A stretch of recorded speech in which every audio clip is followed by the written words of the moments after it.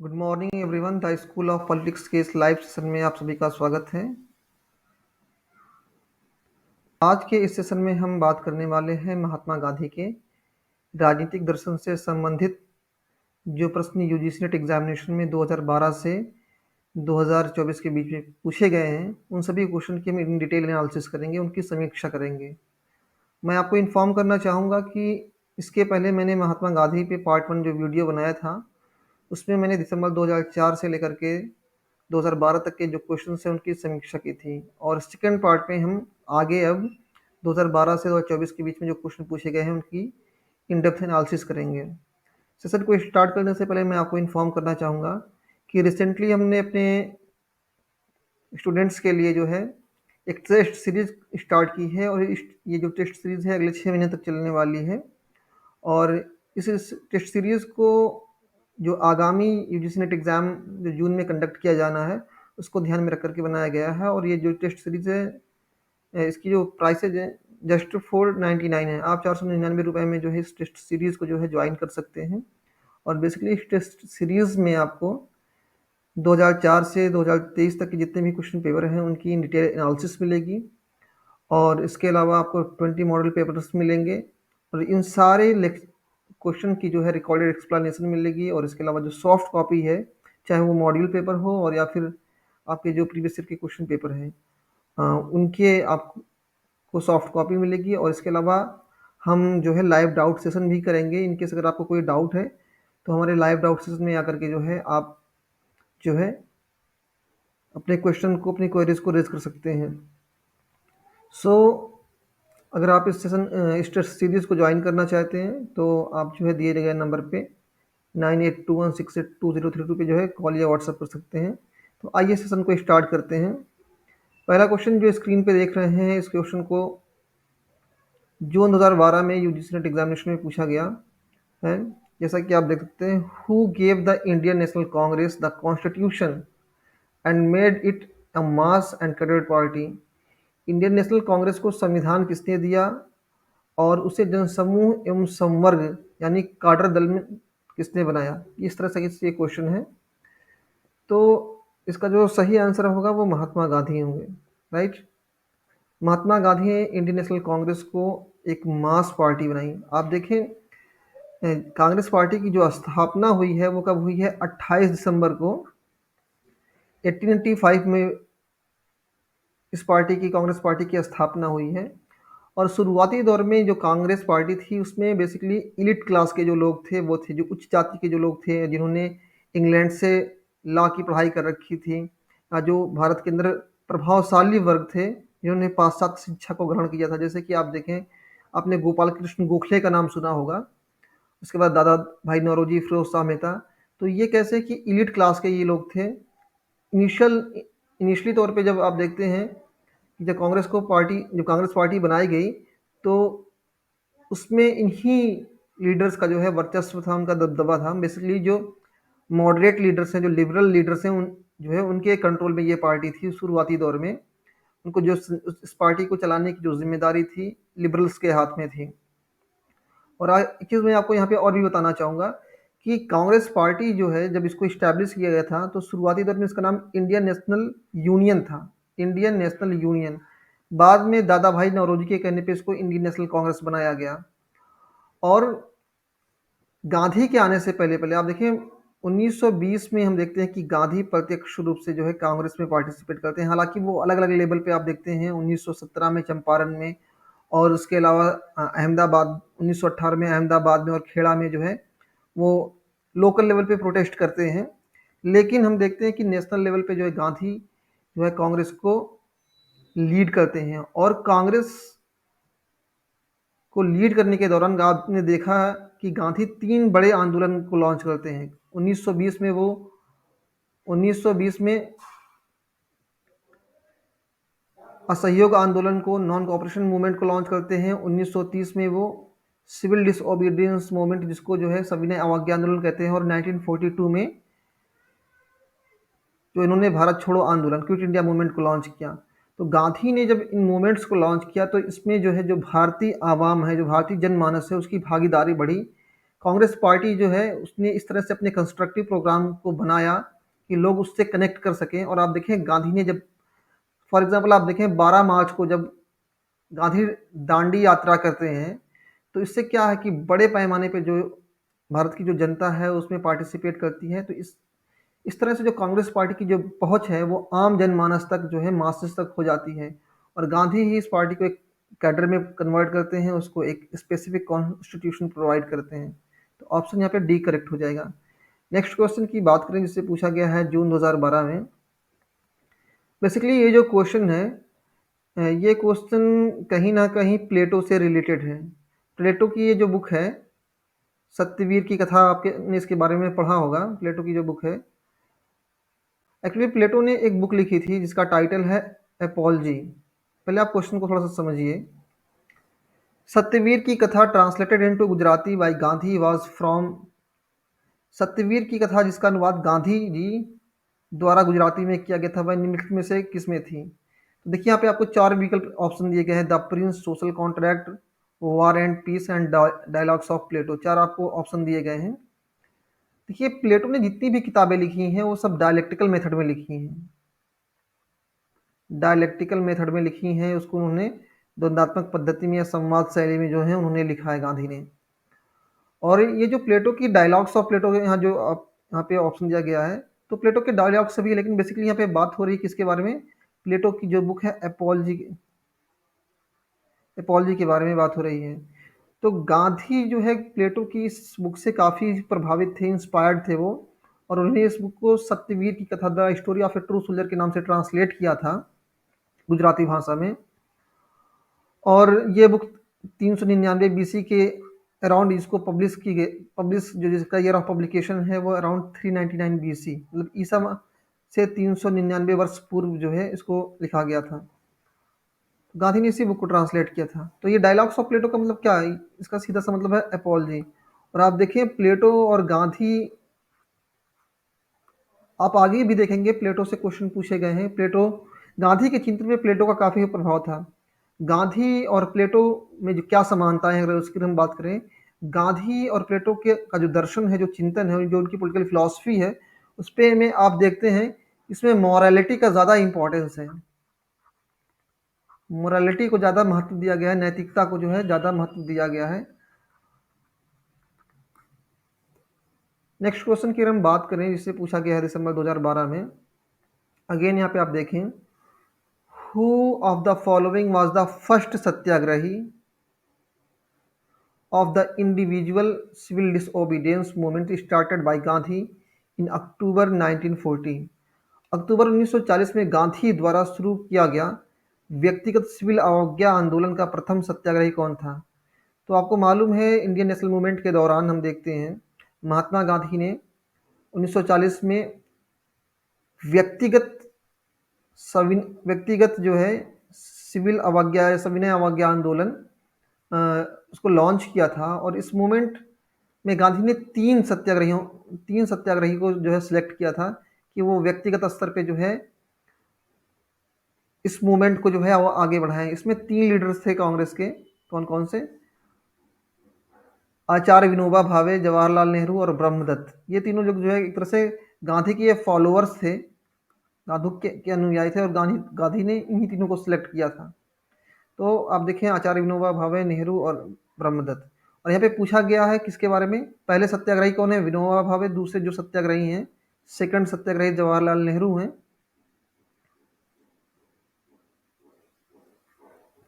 और थर्ड जो है ब्रह्मदत्त हैं। तो गांधी ने इन तीनों को सिलेक्ट किया था व्यक्तिगत सत्याग्रह को आगे बढ़ाने के लिए। नेक्स्ट क्वेश्चन की बात करें, बेसिकली इस क्वेश्चन में आप देखेंगे यहाँ पे आपको कुछ ऑथर्स के नाम दिए गए हैं, कुछ लेखकों के नाम दिए गए हैं और उनकी किताबों के बारे में बात की जा रही है।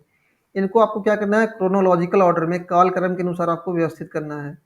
आपकी कन्वीनियंस के लिए मैंने यहाँ पे इसकी स्पेसिफिक डेट्स मेंशन कर दी है ताकि हम टाइम को जो है बचा सकें और ये जो वीडियो है काफ़ी लंबी ना हो। जैसे कि फॉर एग्जांपल आप देखें रिचर्ड एंटनब्रो की जो बुक है in search of Mahatma Gandhi, इसे 1982 में पब्लिश किया गया था। और आपको मैं बताना चाहूँगा कि इस बुक रिचर्ड एंटनब्रो ने जो है महात्मा गांधी के ऊपर एक मूवी बनाई थी गांधी के नाम से। आप यूट्यूब पर देखिएगा, बहुत ही अच्छी मूवी है वो, जो गांधी के ऊपर बनाई गई है, और इसमें लीड रोल में बेन किंग्सले हैं। बेन किंग्सले एक एक्टर हैं, उन्होंने गांधी का रोल प्ले किया और बहुत तरीके से, बहुत ढंग से जो है उन्होंने गांधी के रोल को प्ले किया। एक तरह से गांधी के रोल के साथ उन्होंने जस्टिस की है कि किस तरह जो है गांधी ने इंडियन नेशनल मूवमेंट में जो है अपनी भागीदारी सुनिश्चित की और कैसे देश को आज़ाद कराया, और किस प्रकार उन्होंने जो है देश में तीन बड़े जो आंदोलन हैं उनको लॉन्च किया। सेकंड बुक आप यहाँ पे जो देख रहे हैं, the life of Mahatma Gandhi, इसको 1951 में पब्लिश किया गया था। इसके ऑथर हैं लुइस फिशर। और इसके अलावा आप देखें, E.H. इरिक्सन ने जो बुक लिखी है गांधीज ट्रूथ, ये 1969 में पब्लिश हुई थी। और लास्ट में ऑप्शन 4 में आप देखते हैं जे ईटन एटोन की जो बुक है गांधी फाइटर विदाउट ए स्वॉर्ड, ये बुक 1950 में पब्लिश हुई थी। तो बेसिकली आप देखिए इसमें 1950, 51 और फिर 69, 82, ये चार स्पेसिफिक डेट्स हैं। तो इसके हिसाब से जो है, जो ऑप्शन जो आपका ए है वो करेक्ट हो जाएगा। कैसे कि सबसे पहले हम देखते हैं कि कौन सी बुक आ रही है। सबसे पहले बुक आ रही है जे एटोन की बुक आ रही है, फाइटर गांधी फाइटर विदाउट ए स्वॉर्ड। तो ऑप्शन इसमें अगर हम देखें तो ऑप्शन ए में जो है ऑप्शन 4 पहले आ रहा है, जैसे कि आप यहाँ देख सकते हैं। नेक्स्ट क्वेश्चन की बात करें, जून 2013 में इस क्वेश्चन को पूछा गया है पेपर थर्ड में। यहाँ पे महात्मा गांधी के लाइफ से रिलेटेड कुछ इवेंट्स के बारे में बात की गई है, और इसको आपको क्या करना है, करेक्ट सीक्वेंस में यानी क्रोनोलॉजिकल ऑर्डर में जो है उसको ऑर्गेनाइज करना है। आपको मालूम है कि गांधी जी 1893 में साउथ अफ्रीका जाते हैं, एक केस के सिलसिले में वो साउथ अफ्रीका में जाते हैं और उनके साथ भेदभावपूर्ण व्यवहार होता है। और उसी के बाद से फिर महात्मा गांधी हम देखते हैं कि भारतीयों की समस्या के समाधान के लिए वहाँ पे वो मूवमेंट करते हैं। और 1906 में वो जो है साउथ अफ्रीका में ट्रांस वाल एशियाटिक रजिस्ट्रेशन एक्ट के खिलाफ, जो रंग भेद नीति थी अंग्रेजों की, अपार्थाइड की, उसके खिलाफ वो प्रोटेस्ट करते हैं और उसमें उनको सफलता भी मिलती है। और फिर हम देखें यहाँ पे 1915 में फिर गांधी इंडिया लौटते हैं 1915 में, और पूरे एक साल, मतलब 1916, ये जो पूरा पीरियड है, ये एक साल पूरे देश की यात्रा करते हैं अपने मेंटर गोपाल कृष्ण गोखले के कहने पे। और फिर हम देखते हैं कि 1917 में जो है चंपारण में वो जो है नील की जो खेती है होती है, तो वहाँ पे क्या कि किसानों के साथ भेदभाव हो रहा था, तो उसके खिलाफ महात्मा गांधी ने चंपारण में एक मूवमेंट लॉन्च किया था। चंपारण में जो मजदूर नील की खेती करते थे उनके पक्ष में उन्होंने मूवमेंट किया था। फिर फर्दर अगर हम बात करें अहमदाबाद और खेड़ा की बात करें, अहमदाबाद में बेसिकली हम बात करें अहमदाबाद में क्या था कि अहमदाबाद में जो औद्योगिक श्रमिक थे, जो इंडस्ट्रियल वर्कर थे, उनके भी फेवर में गांधी ने प्रोटेस्ट किया था। किस लिए? फॉर हायर वेजेस, उच्च मजदूरी के लिए उन्होंने गांधी ने प्रोटेस्ट किया था। और इसमें भी हम देखते हैं कि गांधी को सफलता मिलती है लोकल लेवल पे अहमदाबाद में। देखिए थोड़ा सा एक सीक्वेंस याद रखिए इसको, इस मूवमेंट को देखिए मेमोराइज करने का, C, A और K, C for Champaran, A for Ahmedabad और K फॉर खेड़ा। देखिए ये जो अहमदाबाद और खेड़ा, ये जो मूवमेंट गांधी ने लॉन्च किया, दोनों 1918 में उन्होंने लॉन्च किया था, और ज़्यादा फर्क नहीं है। जैसे कि फॉर एग्जाम्पल देखिए यहाँ पे फरवरी में उन्होंने अहमदाबाद में प्रोटेस्ट किया था, एक तरह से मूवमेंट को लॉन्च किया था, ऑर्गेनाइज किया था। और 1918 में मार्च में 22 मार्च को उन्होंने जो है खेड़ा में जो है मूवमेंट लॉन्च किया था against the collection of land revenue की कलेक्शन के विरुद्ध, भू राजस्व वसूली के विरुद्ध उन्होंने गांधी ने एक मूवमेंट को लॉन्च किया था। और इसमें भी आप देखें कि गांधी को आंशिक तौर पे सफलता मिली थी। तो इस तरह से अगर हम चीज़ों को ऑर्गेनाइज करें तो सबसे पहले क्या है कि 1906 में ये प्रोटेस्ट हो रहे हैं। ये मैंने आपके कन्वीनियंस के लिए जो है डेट को मेंशन कर दिया है। और कुछ किताबों में मैं देख रहा था कि ये जो सीक्वेंस है उल्टा सीधा लिखा गया है, लेकिन इसका सही सीक्वेंस है, मैं जो डॉक्टर विपिन चंद्रा की जो बुक है इंडियन नेशनल मूवमेंट के ऊपर, उस बुक को मैंने बहुत इन डिटेल आज स्टडी की। और उसके बाद उसको स्टडी करने के बाद उसमें मैंने ये पाया कि ये दोनों मूवमेंट तो एक ही साल में हुए हैं, लेकिन पहले अहमदाबाद में गांधी ने क्या किया कि मूवमेंट को ऑर्गेनाइज किया, और उसके बाद फिर हम देखते हैं कि महात्मा गांधी ने सत्याग्रह मूवमेंट लॉन्च किया। कहाँ पे? खेड़ा में लॉन्च किया, भू राजस्व की वसूली के विरुद्ध। तो ऑप्शन की अगर हम बात करें यहाँ पे ऑप्शन 4 करेक्ट हो जाएगा। कैसे? सबसे पहले देखिए, ये 1906 में ट्रांसवाल एशियाटिक रजिस्ट्रेशन एक्ट के खिलाफ प्रोटेस्ट उन्होंने किया, तो ये ऑप्शन 4 पहले आ रहा है। और सारे विकल्प में आप देखेंगे ऑप्शन 4 जो है ऑप्शन बी में है सबसे पहले, और उसके फिर आप देखते हैं सेकंड में जो है चंपारण 1917 में गांधी जी ने लॉन्च किया था। तो पहले फोर्थ, फिर उसके बाद सेकंड, तो यहाँ पे ऑप्शन जो बी है वो करेक्ट हो जाएगा। नेक्स्ट क्वेश्चन की बात करें, यहाँ पे एक किताब है जिसका टाइटल है इंडिया आफ्टर गांधी। आपको ये आइडेंटिफाई करना है कि इन 4 थिंकर्स में से किसने जो है इस बुक को लिखा है।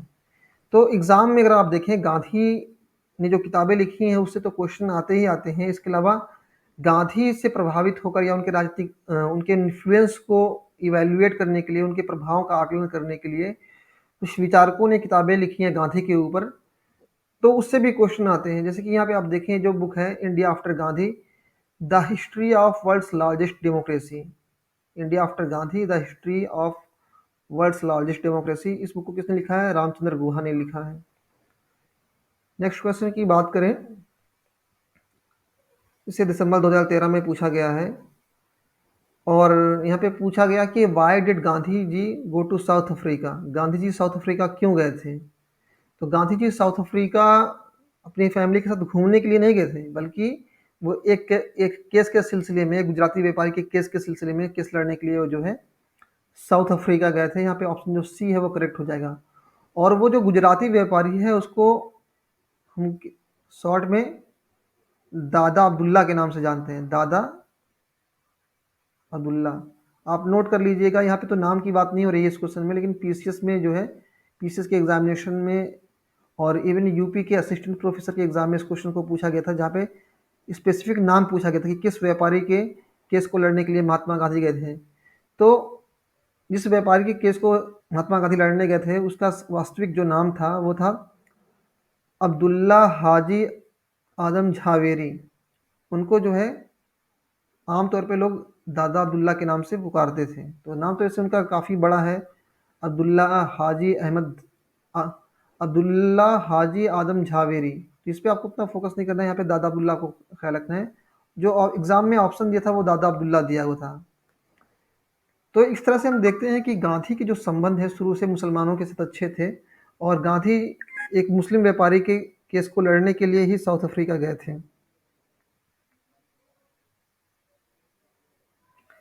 नेक्स्ट क्वेश्चन की बात करें अगर हम, इसे जून 2014 में पूछा गया है, और इस क्वेश्चन में पूछा गया है in which place of South Africa did Mahatma Gandhi for the first time organised mass protest?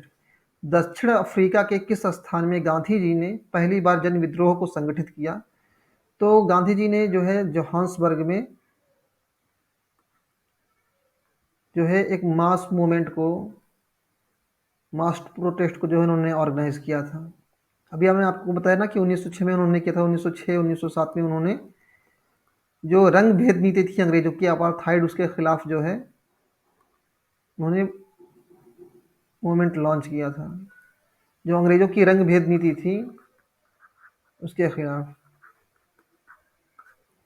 Next question की अगर हम बात करें, इसे जून 2014 में पूछा गया है। इस क्वेश्चन में आप देख सकते हैं बेसिकली दो लिस्ट आपको प्रोवाइड की गई है। एक तरफ कुछ ऑथर्स के नाम दिए गए हैं, और दूसरी तरफ स्कूल ऑफ थॉट के बारे में बात की जा रही है। मतलब स्कूल ऑफ थॉट का मतलब यहाँ पे स्कूल का मतलब विद्यालय से नहीं, बल्कि विचार संप्रदाय से है, कि एक पर्टिकुलर ऑथर या थिंकर किस स्कूल ऑफ थॉट से, किस विचारधारा से संबंध रखता है, किस आइडियोलॉजी से वो बिलोंग करता है, या उसका क्या अप्रोच है पॉलिटिकल साइंस में। जब वो अपनी थेरीज को, अपने सिद्धांतों को प्रपोज करता है, तो वो किस तरह के अप्रोचेस का इस्तेमाल करता है। जैसे कि आप देखें, आपने कंपैरेटिव पॉलिटिक्स में पढ़ा होगा, स्ट्रक्चरल फंक्शनल अप्रोच के बारे में पढ़ा होगा, और इसको किसने इस्तेमाल किया है?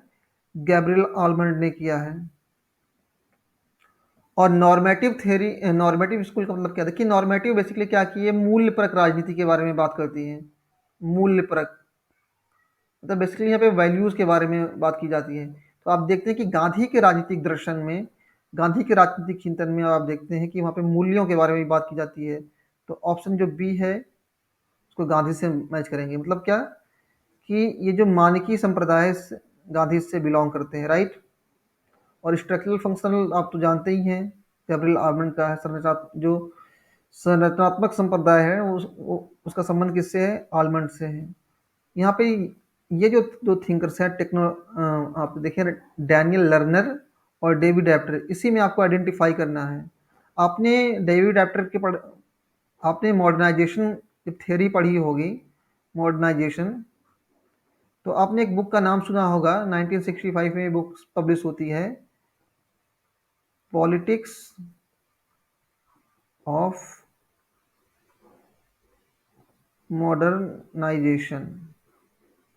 पॉलिटिक्स ऑफ मॉडर्नाइजेशन, ये बुक को किसने लिखा है? डेविड एप्टर ने लिखा है। और इस बुक में वो बुक में वो टेक्नोलॉजिकल पॉइंट ऑफ व्यू से जो है आधुनिकीकरण के बारे में वो बात करते हैं। और अगर हम बात करें साइकोलॉजिकल स्कूल के बारे में, तो डैनियल लर्नर जो है वो साइकोलॉजिकल स्कूल से, मनोवैज्ञानिक संप्रदाय से बिलोंग करते हैं। आइए समझते हैं थोड़ा सा ये डैनियल लर्नर के बारे में। मॉडर्नाइजेशन को स्टडी करने का जो अप्रोच है डैनियल लर्नर का, वो कैसा है? साइकोलॉजिकल है। जैसे कि आप देखें, जब भी किसी, देखिए यहाँ पे बेसिकली दो चीज़ें हैं, कॉमन है कि मॉडर्नाइजेशन एक तरफ है, मॉडर्नाइजेशन है, दूसरी तरफ क्या है कि साइकोलॉजी है।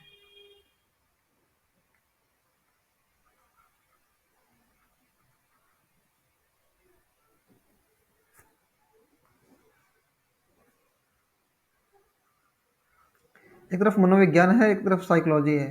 तो डैनियल लर्नर अपने इस प्रोसेस के ज़रिए से, इस अप्रोच के ज़रिए से ये बताना चाहते हैं कि जब लोगों के एटीट्यूड में, उनके साइकोलॉजी में, उनके मनोविज्ञान में, उनके चिंतन में, उनकी समझ में जब फ़र्क आता है, तो उसी के अकॉर्डिंग जो है परिवर्तन भी होते हैं। जैसे कि आप देखें, इंडिया के ही केस में देख लें, यहाँ पे बेसिकली बात हो रही है डेवलपमेंट के बारे में, बात हो रही है सोशल चेंज के बारे में बात हो रही है। डैनियल लर्नर जो है साइकोलॉजिकल अप्रोच को सामाजिक परिवर्तन और विकास के संदर्भ में इस्तेमाल करते हैं, उसी के कॉन्टेक्स्ट में इस्तेमाल करते हैं, सोशल चेंज और डेवलपमेंट के कॉन्टेक्स्ट में वो इस्तेमाल करते हैं। जैसे कि फॉर एग्जांपल आप देखें, कांग्रेस पार्टी का हम एक एग्जांपल ले सकते हैं। और यहाँ पे बात हो रही है सोशल चेंज की, सामाजिक परिवर्तन के बारे में बात हो रही है। तो कांग्रेस के जो शुरुआती के जो लीडर हैं, उन्होंने क्या माना कि ये जो ब्रिटिश रूल है इंडिया के अंदर, ये क्या कर रहा है कि यहाँ के लोगों को एजुकेट कर रहा है, इन लोगों को शिक्षित बना रहा है, सभ्य बना रहा है। आपने व्हाइट मैन्स बर्डन थ्योरी आपने पढ़ी होगी। लेकिन आप वही फिर आप देखते हैं कि जब 1919 में जलियांवाला बाग हत्याकांड होता है, तो इन्हीं ये जो विचारक हैं, जो अंग्रेजों की तारीफ कर रहे हैं, प्रशंसा कर रहे हैं, उनका जो दृष्टिकोण बदल जाता है। आप देखें 1919 में जो है, 1918 1914 से 1918 के बीच में जो प्रथम विश्व युद्ध हुआ था, तो उसमें गांधी ने सपोर्ट किया था ब्रिटिश गवर्नमेंट का, और उन्होंने सेवाएं दी थी, एम्बुलेंस सेवाएं प्रदान की थी। लेकिन हम देखते हैं कि 1919 में जब जलियांवाला बाग हत्याकांड घटना होती है 13 अप्रैल 1919 को अमृतसर में, तो गांधी असहयोगी बन जाते हैं। क्यों? क्योंकि अब क्या कि उनकी साइकोलॉजी में जो है चेंज आ गया है, उनकी मानसिकता में चेंज आ गया है। उनका ये जो अप्रोच था कि जो अंग्रेज हैं वो न्यायप्रिय होते हैं, वो जस्टिस में यकीन रखते हैं। तो गांधी के पॉइंट ऑफ व्यू में, उनके साइकोलॉजी में, उनके नज़रिए में चेंज आया। और आप देखें कि लास्ट में गांधी ने क्विट इंडिया मूवमेंट को लॉन्च किया। और वैसे भी आप देखें, अगर आप मॉडर्नाइजेशन की बात करें, तो जैसे जैसे लोगों की मानसिकताएं बदलती हैं, उसी हिसाब से फिर क्या है कि लोग आगे बढ़ते हैं और उसी तरह से डेवलपमेंट के जितने भी साधन हैं उसको इस्तेमाल करते हैं। जैसे कि फॉर एग्जांपल आप देखें, इंडिया एक समय पे क्या कि लोगों, यहाँ यहाँ के जो लोग थे साइकिल से और बैलगाड़ी से चलते थे। वो उसी को डेवलपमेंट समझते थे कि अगर कोई, वो उसी को डेवलपमेंट समझते थे। और आज क्या है कि लोग अब इंडिया में बुलेट ट्रेन को लॉन्च करने के लिए सोच रहे हैं, उसको लाने के लिए सोच रहे हैं। तो बेसिकली क्या है कि इस अप्रोच के ज़रिए से डैनियल लर्नर ये बताना चाहते हैं कि जब लोगों की साइकोलॉजी में, उनकी मानसिकता में, उनके एटीट्यूड में बदलाव आता है, तो उसका असर जो है डेवलपमेंट पे, उनके डेवलपमेंट पे भी पड़ता है, कौन से फैक्टर्स, कौन से तरीके इस्तेमाल किए जाएंगे डेवलपमेंट के लिए, उस पर भी फर्क पड़ता है। तो अगर बेसिकली हम बात करें इस क्वेश्चन में ऑप्शन की बात करें, तो हमने सिंपली ए को हमने मैच किया सेकंड से, तो ए को हमने मैच किया सेकंड से, बी को हमने मैच किया, गांधी को हमने मैच किया किससे, बी को हमने मैच किया नॉर्मेटिव, बी को हमने मैच किया थर्ड से। तो ए को सेकंड से, बी को थर्ड से, आप यहाँ पे देखेंगे ऑप्शन में ए को सेकंड से, बी को थर्ड से हमने मैच किया, तो यहाँ पे ऑप्शन जो ए है वो करेक्ट हो जाएगा।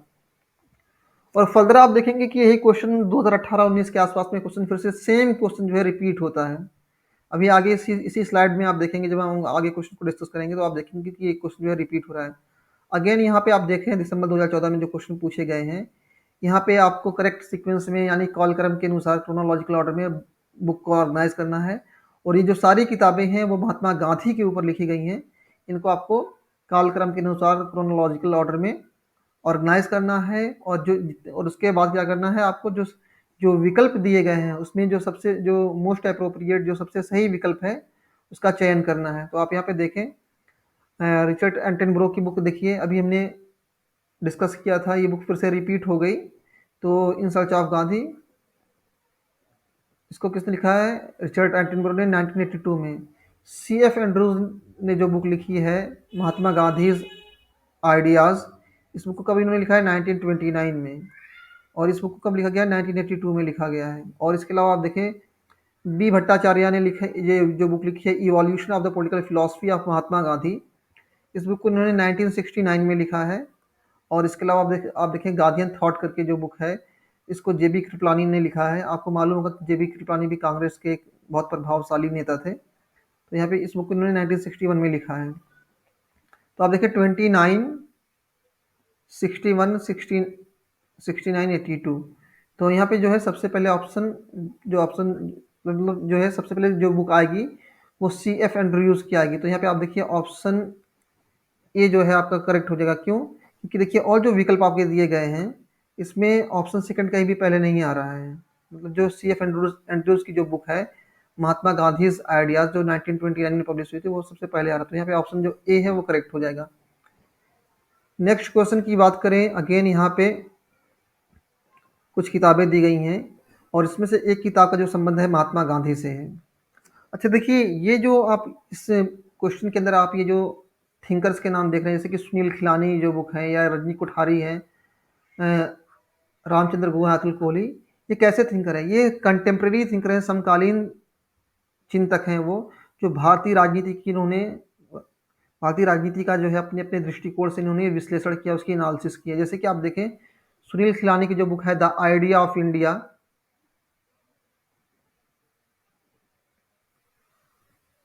और रजनी कोठारी ने जो बुक लिखी है उसका टाइटल है स्टेट अगेंस्ट डेमोक्रेसी, और रामचंद्र गुहा ने जो बुक लिखी है इंडिया आफ्टर गांधी। और अतुल कोहली के जो है बहुत ही फेमस थिंकर हैं, उन्होंने डेमोक्रेसी एंड डेवलपमेंट पे भी काफ़ी काम किया है। उन्होंने इंडियन डेमोक्रेसी के बारे में बहुत कुछ चीज़ें लिखी हैं, और उनकी one of the most important book है the success of India's democracy.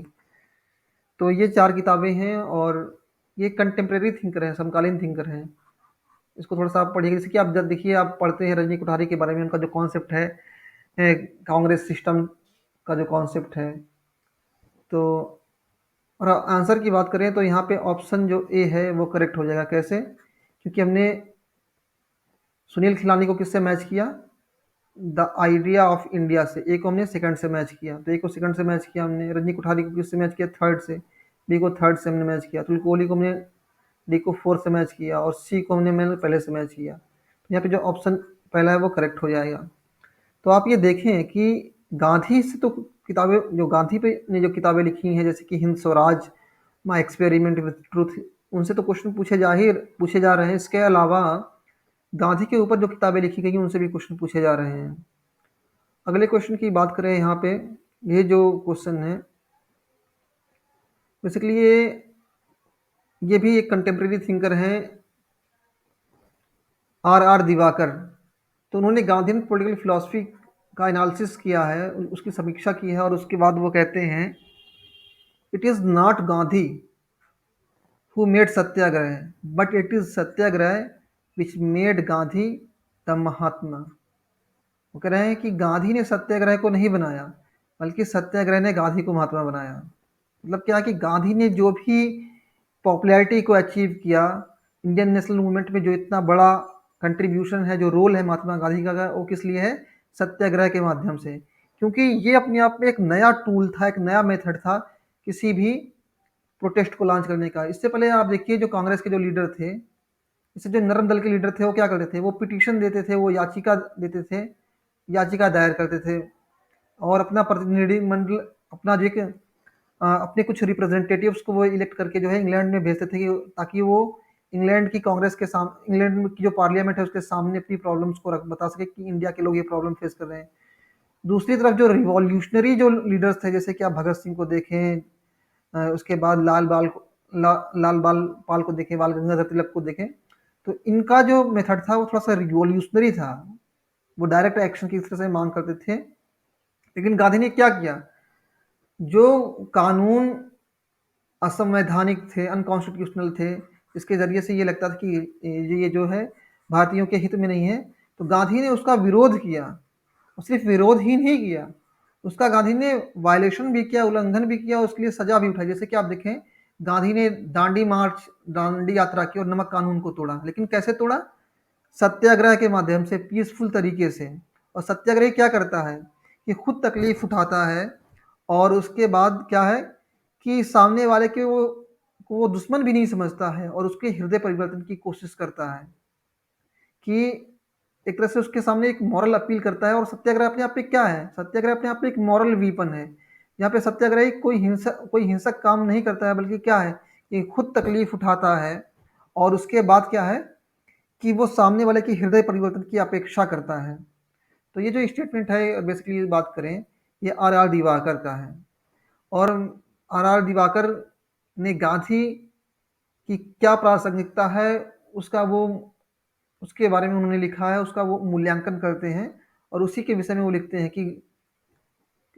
हैं कि गांधी ने सत्याग्रह नहीं बनाया, बल्कि सत्याग्रह ने गांधी को महात्मा बनाया। मतलब क्या कि एक मजबूत लीडर, एक पॉपुलर लीडर बनाया, एक ऐसा लीडर जिसकी जो जिसको पूरे राष्ट्रीय आंदोलन की जो बागडोर जो है वो दी जा सके, पूरे राष्ट्रीय आंदोलन का जो नेतृत्व है, जो लीडरशिप है, वो दी जा सके। तो गांधी तो थे एक इंसान ही, ऐसे नहीं कि कोई देवता थे, लेकिन जो उनके तरीके थे, आप देखें, इवन जब उन्होंने असहयोग आंदोलन को लॉन्च किया 1920 में, तो तिलक उस समय कांग्रेस के अध्यक्ष थे, और कांग्रेस के कई नेता जो है गांधी के खिलाफ थे। लेकिन गांधी ने इस तरीके से अपनी बातों को रखा, और अपने कंस्ट्रक्टिव प्रोग्राम को भी बनाया कि जब हम असहयोग करेंगे तो ऐसा नहीं है कि हम बस हाथ पे हाथ बैठे रहेंगे, हम एक वैकल्पिक व्यवस्था को बनाएंगे, एक अल्टरनेटिव मॉड्यूल को हम डेवलप करेंगे। अगर हम बच्चे हमारे सरकारी स्कूल को छोड़ेंगे, तो हम अपने खुद के विश्वविद्यालय, स्कूल, यूनिवर्सिटीज़ को बनाएंगे। जैसे उस समय में आप देखें, अलीगढ़ मुस्लिम विश्वविद्यालय, बनारस हिंदू विश्वविद्यालय, और आप देखें दिल्ली में जामिया मिलिया इस्लामिया जो यूनिवर्सिटीज़ को बनाया गया। तो गांधी ने एक वैकल्पिक रास्ता भी बताया, ये नहीं कि आप सिर्फ विरोध कर रहे हैं, एक उसका एक अल्टरनेटिव भी वो बता रहे हैं। जैसे कि अगर गांधी ने कहा कि जो जो सरकारी कोर्ट है, न्यायालय हैं, उन उन न्यायालयों के अंदर भारतीय अपने मुकदमे को ले जाना छोड़ दें, तो फिर गांधी ने एक विकल्प बनाया कि यहाँ के जो लोग हैं वो पंचायतों में, मतलब आप आपस में एक पंचायत का गठन करें, और उसी में उसके सामने अपने मुकदमों को रखें। और गांधी ने, जैसे कि बात लीजिए, गांधी ने कहा कि विदेशी वस्त्रों को जलाने की आवश्यकता है, विदेशी वस्त्रों का त्याग करने की ज़रूरत है। तो गांधी ने फिर चरखे को एक विकल्प के तौर पे प्रस्तुत किया। तो ये गांधी के जो तरीके थे, कंस्ट्रक्टिव जो प्रोग्राम थे, उन्होंने गांधी को गांधी बनाया। और बेसिकली ये जो तरीके थे उसको लॉन्च करने का क्या मेथड था? सत्याग्रह के माध्यम से गांधी अपने समस्त आंदोलनों को जो है वो लॉन्च करते हैं। फिर नेक्स्ट क्वेश्चन की बात करें, इसे जून 2015 में पूछा गया है। इसमें क्या कहा जा रहा है, देखिए रहा। For Gandhi satyagraha is not identical to passive resistance. Gandhi के लिए सत्याग्रह निष्क्रिय विरोध के समान नहीं है। और आगे फिर क्या है, इसमें लिखा गया है कि satyagraha denote legitimate, moral and truthful form of political action by the people against the brutal state power. Satyagraha का तात्पर्य क्रूर राज्य सत्ता के विरुद्ध लोगों के द्वारा विधि सम्मत नैतिक और सच्चाई युक्त राजनीतिक कार्रवाई है। थोड़ा सा आइए इस क्वेश्चन को हम इन डिटेल डिस्कस करेंगे। सबसे पहले आप ये थोड़ा सा समझिए कि यहाँ पे दो टर्म की बात हो रही है, पैसिव रेजिस्टेंस की बात हो रही है और सत्याग्रह की बात हो रही है। गांधी के की पॉलिटिकल फिलॉसफी अगर आप पढ़ रहे हैं तो आपको ये समझने की ज़रूरत है कि सत्याग्रह में और पैसिव रेजिस्टेंस में क्या फ़र्क है। जैसे कि अगर हम बात करें, सत्याग्रह की बात करें, तो ये जो सत्याग्रह का जो कॉन्सेप्ट है, इसको किसने इंट्रोड्यूस किया था? राष्ट्रीय आंदोलन में गांधी ने इंट्रोड्यूस किया था। और पैसिव रेजिस्टेंस की बात करें तो इस तरीके को किसने लॉन्च किया था? औरोबिंदो घोष ने लॉन्च किया था। और कब लॉन्च किया था? जब 1906 में आप देखते हैं बंग भंग आंदोलन लॉन्च किया जाता है, स्वदेशी आंदोलन लॉन्च किया था उस समय में। और तो ये फंडामेंटल डिफरेंस है। दोनों चीज़ें असमान है, एक जैसी नहीं है, आइडेंटिकल नहीं है, नॉट आइडेंटिकल, एक जैसी नहीं है, एक समान नहीं है। क्यों नहीं समान नहीं है? क्योंकि आप देखें सत्याग्रह के बारे में, जैसे कि मैंने आपको बताया अभी कि सत्याग्रही क्या करता है कि खुद तकलीफ उठाता है, खुद अपने आप को कष्ट में डालता है, और उसके अलावा जो विरोधी है उसको सही मायने में वो अपना दुश्मन नहीं समझता है। वो ये समझता है कि उसके अंदर अज्ञानता है, उसके अंदर नैतिकता का अभाव है, ज्ञान का अभाव है। और इसलिए एक सत्याग्रही खुद तकलीफ उठाता है और सामने वाले अपने विरोधी के हृदय परिवर्तन के लिए कोशिश करता है, और एक तरह से वो एक मॉरल अपील करता है, वो सत्य का प्रयोग करता है सत्य के माध्यम से। देखिए सत्याग्रह के मतलब ही क्या है? सत्याग्रह, सत्य का मतलब ट्रूथ, और आग्रह का मतलब इंसिस्ट करना, किसी चीज पर जोर देना। तो सत्याग्रह क्या कि सत्य पे जो है जोर देता है। जैसे कि फॉर एग्जांपल जब गांधी जी ने सत्याग्रह मूवमेंट को लॉन्च किया, फॉर एग्जांपल नमक कानून को लेकर के बात करें, तो उन्होंने ये बताने की कोशिश की कि सरकारी जो टैक्स इम्पोज किया है नमक कानून के ऊपर में, ये गलत है। या चंपारण में जो नील की खेती हो रही, किसान खेती कर रहे, उनसे जबरिया खेती करवाई जा रही थी, तो ये बताने की गांधी ने कोशिश की अपने मूवमेंट के जरिए से, पीसफुल तरीके से, कि ये चीज़ें अनैतिक हैं। तो सत्याग्रह क्या है कि एक मॉरल वीपन है, एक नैतिक वीपन है। और ये जो पैसिव रेजिस्टेंस है क्या कि अपने आप में एक पॉलिटिकल वीपन है, एक राजनीतिक हथियार है। बाज़ दफ़ा ऐसा होता है कि जैसे कि इंडियन नेशनल मूवमेंट में आप देखें शुरुआती दौर में, जब 1906 का ये जो दौर है, इसमें हम देखते हैं कि इस टाइम में कांग्रेस में जो उदारवादी दल के जो नेता हैं उनका प्रभाव रहता है। और तिलक के आने के बाद, अरविंदो घोष के आने के बाद चीज़ें थोड़ी थोड़ी बदलने लगती हैं। वो कहते हैं कि अंग्रेजों के सामने विनती करने से जो है कुछ नहीं होने वाला, ये हमारी मांगों को स्वीकार करने वाले नहीं हैं। तो एक विकल्प के तौर पे जो है, एक विरोध के तौर पे जो है पैसिव रेजिस्टेंस को डेवलप किया गया। कि मतलब क्या कि आप निष्क्रिय विरोध करेंगे सरकार का, क्योंकि आप इतने सक्षम नहीं है, इतने पावरफुल नहीं है कि सरकार का सक्रिय विरोध कर सकें। आप बंदूक, गन और लाठी तोप उठा लें, ये संभव नहीं है। तो एक विकल्प के तौर पे, एक पॉलिटिकल वीपन के तौर पे इसको इस्तेमाल किया गया। और गांधी दोनों में फर्क मानते हैं, दोनों में अंतर मानते हैं। वो कहते हैं कि सत्याग्रह जो है वो वीरों का हथियार है। जो जो वीर जो लोग हैं, जो साहसी लोग हैं, जो लोग करेजियस हैं, वही सत्याग्रह को धारण कर सकते हैं। हर किसी की बस की बात नहीं है। और तो यहाँ पे आप देखें इस क्वेश्चन में जो ऑप्शन ए है वो करेक्ट हो जाएगा। तो आपने यहाँ पे दो चीज़ें सीखी। पहला क्या कि जो पैसिव रेजिस्टेंस का जो कॉन्सेप्ट है, पैसिव रेजिस्टेंस, ये इसको किसने लॉन्च किया था? अरविंदो घोष ने। जो अरविंद घोष हैं उन्होंने लॉन्च किया था। ठीक है, नेक्स्ट क्वेश्चन की बात करें, इसे दिसंबर 2015 में पूछा गया है। अगेन यहाँ पे आप देखें पूछा गया है, which of the following is true regarding Gandhian concept of Sarvodaya. Gandhi का जो सर्वोदय का कॉन्सेप्ट है उसके बारे में बात की जा रही है बेसिकली। तो देखिए इसमें सर्वोदय में अगर आप बात करें, सबसे पहले सर्वोदय के कॉन्सेप्ट को समझें। जॉन रस्किन की एक बुक है, जॉन रस्किन, इसका टाइटल है अनटू द लास्ट। गांधी की जो सर्वोदय की अवधारणा है वो जॉन रस्किन की बुक अनटू द लास्ट से इंस्पायर है। और गांधी ने इसी बुक को जो है सर्वोदय के नाम से, इसके नाम से, सर्वोदय के नाम से गांधी ने ट्रांसलेट किया था किस भाषा में? गुजराती भाषा में गांधी ने ट्रांसलेट किया था। और सर्वोदय जो अवधारणा है वो एक ऐसी अवधारणा है, एक ऐसा कॉन्सेप्ट है जो समाज के हर एक वर्ग की भलाई के बारे में सोचता है। जैसे कि आप देखें, अगर मार्क्स की पॉलिटिकल फिलॉसफी में देखेंगे तो मार्क्स की पॉलिटिकल फिलॉसफी में जो पूरा चिंतन है, जो दर्शन है, वो किसके फेवर में है? जो प्रोलिटैरिएट है, जो सर्वहारा वर्ग है, जो श्रमिक है, जो मजदूर हैं, जो किसान है, जो अंडर प्रिविलेज लोग हैं, जो दबे कुचले लोग हैं, उनके फेवर में है। और किसके फेवर में नहीं है, किसके अगेंस्ट है? जो कैपिटलिस्ट हैं, जो कैपिटलिस्ट हैं उनके फेवर में नहीं है। किसका? जो मार्क्स का जो कॉन्सेप्ट है। लेकिन गांधी का कॉन्सेप्ट बिल्कुल अलग है। गांधी क्या है कि जो समाज की हर एक सोसाइटी के वेलफेयर के बारे में सोचते हैं, चाहे वो वर्कर हो, चाहे वो वर्कर हो, चाहे वो फार्मर हो, चाहे वो कोई एक बिजनेसमैन हो, हर किसी के वो उद्धार के लिए बात करते हैं।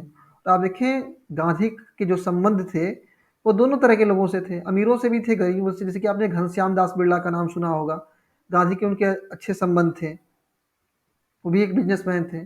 तो ये जो गांधी का जो सर्वोदय का कॉन्सेप्ट है वो किसका है? समाज के सभी वर्गों के कल्याण के लिए, for the welfare of all section of the society. तो यहाँ पे ऑप्शन जो 3 है वो करेक्ट हो जाएगा। क्यों? ये ऑप्शन 3 में देखिए डी दिया हुआ है। अगेन यहाँ पे आप देखिए, ये क्वेश्चन पूछा गया है जून 2016 में, जुलाई 2016 में, who among the following rejected the idea that caste status was the result of the divine reward और पनिशमेंट? निम्नलिखित में से किसने इस विचार को अस्वीकार किया कि जाति की स्थिति दैवी प्रतिफल या दंड का परिणाम है? तो ये जो इसमें जो मोस्ट अप्रोप्रिएट आंसर है वो महात्मा गांधी का है। और आप देखें, गांधी ने जो है बड़े पैमाने पर दलितों के उत्थान के लिए, उनके उद्धार के लिए काम किया था। हालांकि आप देखें, अंबेडकर और गांधी, अंबेडकर हैं, बी आर अम्बेडकर, वो गांधी के तरीकों से सहमत नहीं थे, लेकिन फिर भी देखें गांधी ने जो है इंडियन नेशनल मूवमेंट के अंदर दलितों के उत्थान के लिए भी काम किया है। और अगेन ये देखिए, ये एक तरह से स्टेटमेंट टाइप का क्वेश्चन है। यहाँ पे पूछा जा रहा है कि who among the following said, निम्नलिखित में से किसने कहा, most religious men I have met are politician in disguise? मैं जिन भी धार्मिक व्यक्तियों से मिला हूँ उनमें से अधिकतर छद्म वेश में राजनीतिज्ञ थे। I however who wears the guise of a politician in disguise I am at heart a religious man. मैं राजनीतिज्ञ का वेश धारण करता हूँ जो छद्म वेश में हृदय से एक धार्मिक व्यक्ति है। मतलब क्या है कि राजनीति, महात्मा गांधी ये कहना चाहते हैं कि ज़ाहिरी तौर पे तो मैं क्या है कि मैं आपको एक पॉलिटिशियन दिख रहा हूँ, लेकिन मैं वास्तव में क्या है कि मैं एक धार्मिक व्यक्ति हूँ। इसके विपरीत आप देखते हैं कि जितने भी महात्मा गांधी कहते हैं कि जितने भी धार्मिक व्यक्तियों से वो मिले हैं, वो सही मायने में क्या है कि वो राजनीतिज्ञ हैं, लेकिन वो अपने आप कैसे पेश कर रहे हैं कि मैं सही मायने में तो देखने में एक पॉलिटिशियन लग रहा हूँ, मैं इंडियन नेशनल मूवमेंट में पार्टिसिपेट कर रहा हूँ, लोगों को मोबिलाइज कर रहा हूँ, लेकिन मैं जो पॉलिटिक्स में आया हूँ किस वजह से आया हूँ? धर्म की वजह से आया हूँ, और मैं एक धार्मिक व्यक्ति हूँ। ये स्टेटमेंट किसका है? महात्मा गांधी का है। ऑप्शन 3 एम के गांधी। ये बहुत ही फेमस कोट है महात्मा गांधी का। फिर अगेन आप देखें, यहाँ पे बात की जा रही है, यहाँ पे फिर अगेन ये देखिए जो क्वेश्चन है, महात्मा गांधी के ऊपर लिखी गई एक बुक है, महात्मा गांधी एंड इज्म। क्या लिखा है? EMS Namboodiripad's book Mahatma Gandhi and ism is an analysis of the Mahatma Gandhi from the point of view. EMS Namboodiripad की पुस्तक महात्मा गांधी एंड इज्म निम्नलिखित में से किस विचारधारा के दृष्टिकोण से महात्मा गांधी का विश्लेषण करती है?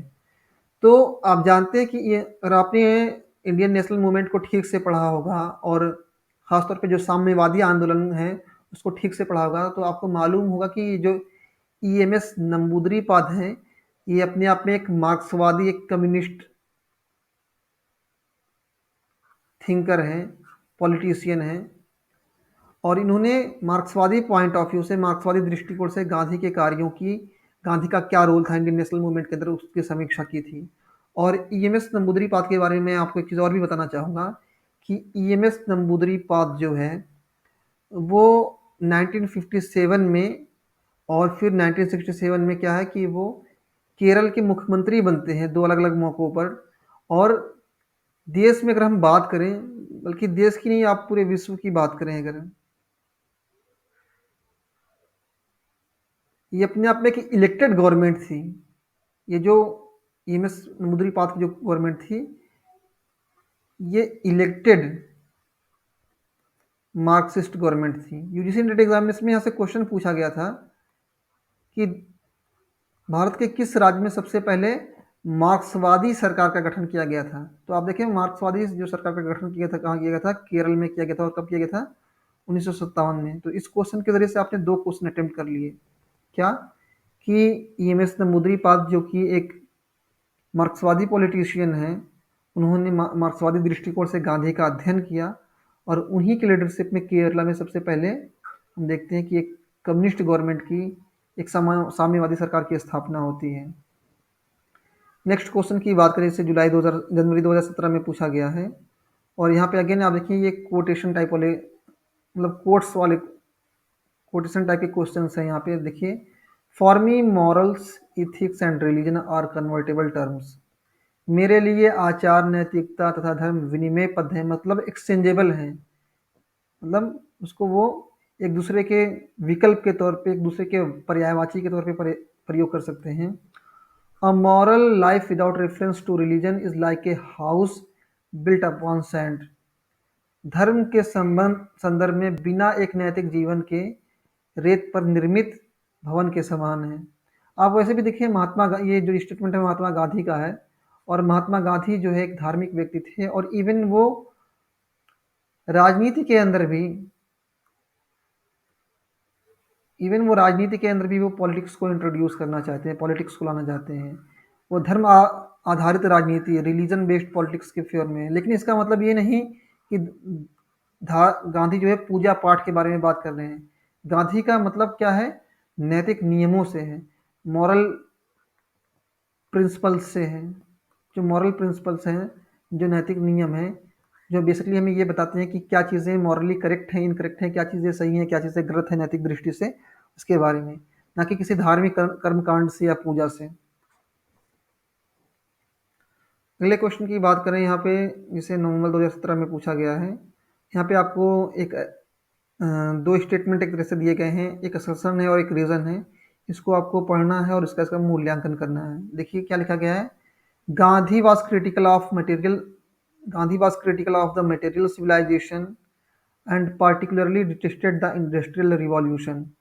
गांधी भौतिक सभ्यता के आलोचक थे और विशेष रूप से औद्योगिक क्रांति को पसंद नहीं करते थे, डिटेस्ट करते थे, उससे घृणा करते थे। उनका विश्वास था, he believed that industrial revolution was destroying deeper values। उनका विश्वास था कि औद्योगिक क्रांति गहरे मूल्यों को नष्ट कर रही है। थोड़ा सा इस क्वेश्चन को गहराई में समझते हैं। 1909 में गांधी ने एक पुस्तक लिखी, इसका टाइटल था हिंद स्वराज। इस बुक में गांधी ने क्या किया कि जो पाश्चात्य सभ्यता है उसकी उन्होंने आलोचना की। जो पाश्चात्य सभ्यता है, जो बेसिकली अपने आप में एक मटेरियल सिविलाइजेशन है, उसकी आलोचना की उन्होंने। औद्योगिक क्रांति की आलोचना की। एक टर्म आता है, गांधी के संदर्भ में स्पेशली यूज होता है, मैं उसको थोड़ा सा लिखना चाहूँगा ताकि चीज़ें आपको समझ में आ सकें। देखिए, एक होता है मास प्रोडक्शन।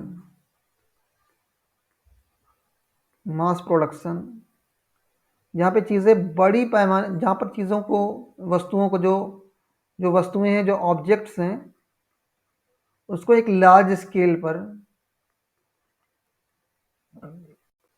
मशीनों द्वारा, जो मशीन है, जो इंडस्ट्रीज हैं, उसके ज़रिए से प्रोड्यूस किया जाता है, उसका प्रोडक्शन किया जाता है। और एक गांधीयन कॉन्सेप्ट है, इसमें वो बात करते हैं प्रोडक्शन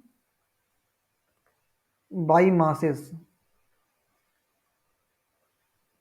मतलब जनसमूह के माध्यम से, जनता के द्वारा, जनसमूह के माध्यम से, जनसमूह द्वारा उत्पादन। देखिए गांधी का ये मानना है कि अगर देश के अंदर बड़े बड़े कारखाने लगा दिए जाएंगे तो इसका परिणाम ये हुआ कि देश में बेरोजगारी उत्पन्न होगी, और इससे क्या होगा कि लोगों के अंदर जब बेरोजगारी जब बढ़ेगी तो उनके अंदर से जो नैतिक मूल्य है उनका पतन होगा। वो अपने अपने दो वक्त की रोजी रोटी का इंतजाम करने के लिए वो बुरे तरीके अपनाएंगे, चोरी करेंगे, झूठ बोलेंगे, हिंसा करेंगे, डकैती करेंगे, ये सारी चीज़ें करेंगे। तो देखिए जो अनएम्प्लॉयमेंट है, पॉवर्टी है, उसका बहुत बड़ा इफेक्ट पड़ता है सोसाइटी पर। आप देखें क्राइम में और पॉवर्टी में बहुत गहरा रिलेशन है। तो गांधी क्या है कि गांधी का ये मानना है कि अगर ये जो पाश्चात्य सभ्यता है, जहाँ पर आप देखें औद्योगिक क्रांति के माध्यम से मास प्रोडक्शन किया जाता है, लोगों की आवश्यकता से अधिक चीज़ों को उत्पादन किया जाता है, प्रोडक्शन किया जाता है, और उसके बाद उनको बाज़ारों में डंप कर दिया जाता है। तो इसका क्या, एक तरफ क्या कि यहाँ पे इससे क्या है कि एक तो बेरोजगारी उत्पन्न हो रही है, और दूसरा क्या है कि जो लोगों के अंदर जो मॉरल वैल्यूज़ हैं वो भी उनका डिस्ट्रॉय हो रहे हैं। जो मॉरल वैल्यूज़ है क्या है? प्रेम है, कोऑपरेशन है, प्रेम है, सहयोग है। ये क्या है कि मॉरल वैल्यूज़ हैं। इसके माध्यम से जो है समाज में आदमी एक दूसरे से बंधा होता है, जुड़ा होता है। लेकिन क्या है कि जब बड़े पैमाने पर उत्पादन होगा और जब मशीनें लग जाएंगी और लोग बेरोजगार हो जाएंगे, तो ये जो कोऑपरेशन है उसकी यहाँ पे क्या आ जाएगा, उसके यहाँ पे कंपटीशन आ जाएगा, प्रतिस्पर्धा आ जाएगी, गला काट प्रतियोगिता आ जाएगी। और इससे क्या होगा कि लोगों के अंदर ये जो मूल्य है, प्रेम, स्नेह, सहयोग, इन मूल्यों का पतन हो जाएगा। और इसी वजह से गांधी जो है कुटीर उद्योगों के बारे में, छोटी छोटी जो इंडस्ट्रीज है, कॉटेज इंडस्ट्रीज हैं, उनके बारे में बात करते हैं। गांधी कहते हैं कि जो भारतीय समाज है उसमें बड़े उद्योगों के लिए कोई जगह नहीं है। अगर यहाँ पर बड़े उद्योग लगाए जाते हैं तो इससे क्या कि बेरोजगारी बढ़ेगी और अंततः जो नैतिक मूल्य है उनका पतन होगा। तो आपने फर्क समझा, production by masses and mass production, ठीक है। तो यहाँ पे अगर हम बात करें, यहाँ पे ऑप्शन जो ए है वो करेक्ट हो जाएगा। क्यों? क्योंकि गांधी ने हिंद स्वराज में इस सभ्यता की आलोचना की। और क्यों आलोचना की, उसके पीछे कारण ये है, गांधी ने आलोचना की, या जैसे कि आप गांधी ने आलोचना की भौतिक सभ्यता की, पाश्चात्य सभ्यता की, तो इसके पीछे रीजन जो है, जो फैक्टर है वो ये है कि गांधी ये मानते हैं कि मटेरियल, जो इंडस्ट्रियल रिवॉल्यूशन है, जो मटेरियल सिविलाइजेशन है, ये मटेरियल सिविलाइजेशन का एक प्रतीक है। इंडस्ट्रियल रिवॉल्यूशन जो भौतिक सभ्यता है उसका एक प्रतीक है औद्योगिक क्रांति। और इसके माध्यम से क्या कि मूल्यों का पतन हो रहा है, लोगों के बीच में प्रेम और सहयोग खत्म हो रहा है और प्रतिस्पर्धा बढ़ रही है। और इसी आधार पर और इसी वजह से मतलब क्या कि ये जो स्टेटमेंट है, जो असर्शन है, जो कथन है, और ये जो रीज़न है, जो कारण दिया गया है, एक उचित कारण है। इसको ये क्या कि ये जस्टिफाई कर रहा है, ठीक है। तो यहाँ पे जो ऑप्शन ए है वो करेक्ट हो जाएगा। दोनों में डायरेक्ट कनेक्शन है, ए और आर जो है आपस में इंटर रिलेटेड है, एक दूसरे से संबंधित हैं, और आर जो है वो एक ही करेक्ट एक्सप्लेनेशन है,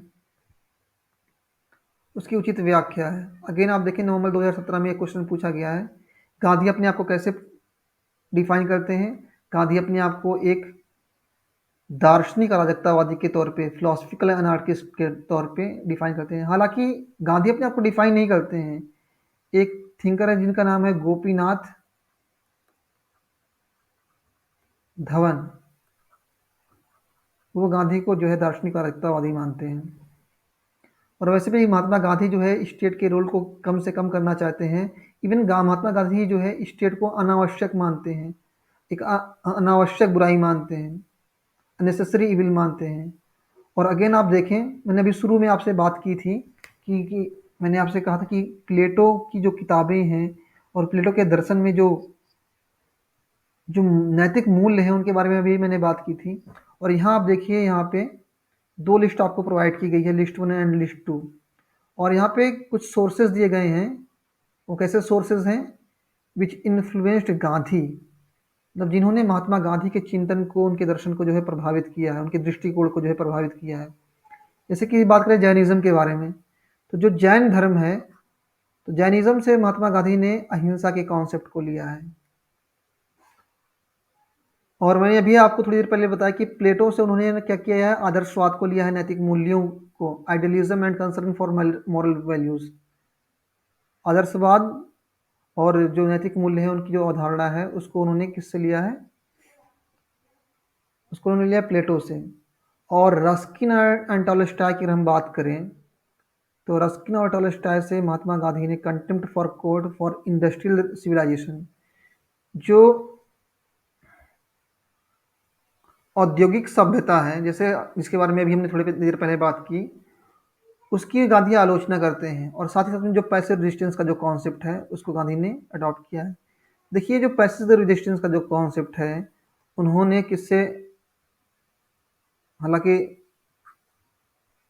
पैसिव रेजिस्टेंस का जो कॉन्सेप्ट है और इसके अलावा जो पाश्चात्य जो सभ्यता है, जो औद्योगिक सभ्यता है, उसकी जो आलोचना गांधी ने रस्किन से और टॉलस्टॉय से जो है उसको अडॉप्ट किया है। और वैष्णविज्म से उन्होंने दृष्टिकोण की सार्वभौमिकता या विश्वजनीयता को जो है अडॉप्ट किया है। यहाँ से एक बार और क्वेश्चन पूछा गया था कि गांधी ने अहिंसा के विचार को कहाँ से अडॉप्ट किया, तो सीधा सा आपका एक लाइन में सटीक आंसर होना चाहिए। अगर आपसे कोई पूछे गांधी ने अहिंसा के विचार को कहाँ से अडॉप्ट किया है, तो अहिंसा का जो विचार है गांधी ने उसको जैन धर्म से, आप नोट कर लीजिए, जैनिज्म से जो है गांधी ने जो है नॉन वायलेंस को, तो नॉन वायलेंस का जो कॉन्सेप्ट है, अहिंसा का जो कॉन्सेप्ट है, उन्होंने कहाँ से लिया है, जैन धर्म से।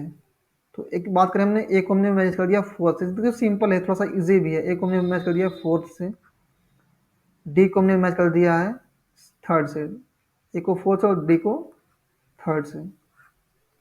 और फिर आप देखें वैष्णविज्म से जो है दृष्टिकोण की सौर जो है विश्वजनीयता से या सार्वभौमिकता को उन्होंने अडॉप्ट किया है। नेक्स्ट क्वेश्चन की बात करें, यहाँ पे अगेन आपको दो कथन दिए गए हैं असर्शन और रीजन के तौर पे। और इस क्वेश्चन को दिसंबर 2018 में पूछा गया है। For Gandhi enlightened anarchy refers to a form of society which function without the coercive force of the state। Gandhi के अनुसार प्रबुद्ध अराजकता का तात्पर्य उस समाज से है जो राज्य के निग्रह बल के बिना कार्य करता है। देखिए, गांधी क्या है कि एक अनार्किस्ट हैं, वो दार्शनिक अराजकतावादी विचारक हैं। उनका ये मानना है कि जैसे जैसे मानव सभ्यता का विकास होगा, तो मनुष्य के अंदर नैतिकता का इतना अधिक विकास हो जाएगा, उसके अंदर नैतिक मूल्य इतने अधिक विकसित हो जाएंगे कि ना वो झूठ बोलेगा, ना चोरी करेगा, ना हिंसा करेगा, और ना ही वो किसी के हक को मारेगा। और ऐसी स्थिति में जो है राज्य की कोई आवश्यकता नहीं होगी। देखिए, राज्य की जो हमें आवश्यकता पड़ती है या पुलिस की आवश्यकता पड़ती है, वो किस लिए पड़ती है, कि समाज में अपराध है, समाज के अंदर अनैतिकता है। और जब जब लोगों की नैतिकता का स्तर ऊंचा उठ जाएगा, तो फिर वो क्या होगा कि राज्य की कोई आवश्यकता नहीं होगी। और जब राज्य की आवश्यकता नहीं होगी, तो फिर क्या होगा कि व्यक्ति जो है स्वराज को प्रैक्टिस करेगा। ठीक है ना, वो उसकी भी जितनी भी ज्ञानेंद्रियां हैं, उस पर उसका कंट्रोल होगा, उसका नियंत्रण होगा। उसके उसके अंदर अपनी वाणी पर, अपने एक्शंस पे, अपनी मनसा, देखिए गांधी एक स्पेशल टर्म इस्तेमाल करते हैं, मनसा वाचा एंड कर्मणा, मतलब थॉट, स्पीच एंड और एक्शन, या डीड कह सकते हैं। डीड का मतलब एक्शन से है, मतलब मनुष्य की कथनी में, करनी में और सोच में कोई अंतर नहीं होगा। और क्या है कि वो एक सभ्य व्यक्ति के तौर पे जो है वो बिहेव करेगा, स्वराज को प्रैक्टिस करेगा। स्वराज का मतलब ये नहीं कि अंग्रेज यहाँ से बाहर चले जाएं और भारत के लोग, मतलब कोई भारतीय जो है भारतीयों के ऊपर शासन शुरू कर दे। स्वराज का मतलब क्या है कि व्यक्ति का अपने ऊपर पूर्णतः नियंत्रण हो, व्यक्ति का अपने ऊपर कंट्रोल हो। और ये कैसे पॉसिबल है, थ्रू इनलाइटेंड एनार्की। तो यहाँ पे जो ऑप्शन ए है वो करेक्ट हो जाएगा। इनलाइटेंड एनार्की के जरिए से ही क्या होगा कि व्यक्ति का नैतिक विकास होगा, और वो नैतिकता इस स्तर तक पहुंचेगी कि राज्य की कोई आवश्यकता नहीं होगी, और व्यक्ति का हर एक तरह से, गांधी कहते हैं कि गांधी हैप्पीनेस को डिफाइन करते हैं कि हैप्पीनेस का मतलब क्या है। हैप्पीनेस मतलब खुशी कहते किसको है, इंसान क्या सोचता है, क्या कहता है और क्या करता है, जब इन तीनों चीज़ों में, पहली, दूसरी और तीसरी, इंसान क्या कहता है, क्या सोचता है और क्या करता है, जब इन तीनों में तालमेल होता है, उसमें कोई विरोधाभास, कोई अंतर नहीं होता है, तभी व्यक्ति जो है प्रसन्न होता है। और साथ ही साथ वो अपनी वाणी से, अपनी सोच से और अपने कार्यों से किसी को किसी प्रकार की जब हानि नहीं पहुंचा सकता है, तभी वो सही मायने में जो है स्वराज को जो है प्रैक्टिस कर रहा होता है। मतलब क्या है कि वो किसी भी प्रकार से, चाहे ना तो अपने मन के अंदर, ना कभी अपनी बातों से, ना अपने किसी कार्य से किसी को जो है नुकसान नहीं पहुंचा रहा होता है। और अगेन आप देखें, यहाँ पे एक विचारक हैं, जिन्होंने गांधी के कार्यों की समालोचना की है। क्या उन्होंने लिखा है? Who among the following described nationalist movement before the arrival of Mahatma Gandhi, Mohandas Karamchand Gandhi, as a movement representing the classes as oppose to masses. निम्नलिखित में से किसने कहा मोहनदास करमचंद गांधी के आगमन से पूर्व जो राष्ट्रीय आंदोलन है को आम लोगों के उलट वर्ग विशिष्ट का प्रतिनिधित्व करने वाला आंदोलन? देखिए, कांग्रेस की अगर हम बात करें, जो राष्ट्रीय आंदोलन में जो मेन भूमिका थी वो कांग्रेस की थी। और कांग्रेस जब शुरुआती दौर में जब बनी है कांग्रेस, तो कांग्रेस में कौन है जो इलिट लोग हैं, जो जिन्होंने इंग्लैंड से वकालत की पढ़ाई कर रखी है, जो अपर कास्ट के जो लोग हैं, जो अपर कास्ट के लोग हैं, जैसे कि फॉर एग्जाम्पल आप तिलक का एग्जाम्पल ले सकते हैं, गोपाल कृष्ण गोखले का नाम ले सकते हैं, दादा भाई नौरोजी का। तो क्या है कि ये इलिट लोग हैं, जो इंडिया का जो पढ़ा लिखा तबका है वही है। तो उस वक्त तक गांधी के आने से पहले जो है, जो कांग्रेस पार्टी की जो पहुंच थी, जो पकड़ थी, वो समाज के उच्च वर्ग तक थी। यहाँ तक कि अम्बेडकर ये कहते हैं, बी आर अम्बेडकर ये कहते हैं, बाबा साहब भीमराव अम्बेडकर ये कहते हैं कि गांधी, सॉरी, गांधी के बारे में, वो कांग्रेस के बारे में कहते हैं, भीमराव अम्बेडकर, कि कांग्रेस उच्च जाति के लोगों का समूह है, उच्च उच्च जाति के लोगों की पार्टी है। और जब गांधी 1920 में, जब हम देखते हैं कि कांग्रेस की जो बागडोर है जब गांधी के हाथ में आती है, और वो जो तीन बड़े आंदोलनों को जो लॉन्च करते हैं, तो उसमें बड़े पैमाने पर जो जन भागीदारी है,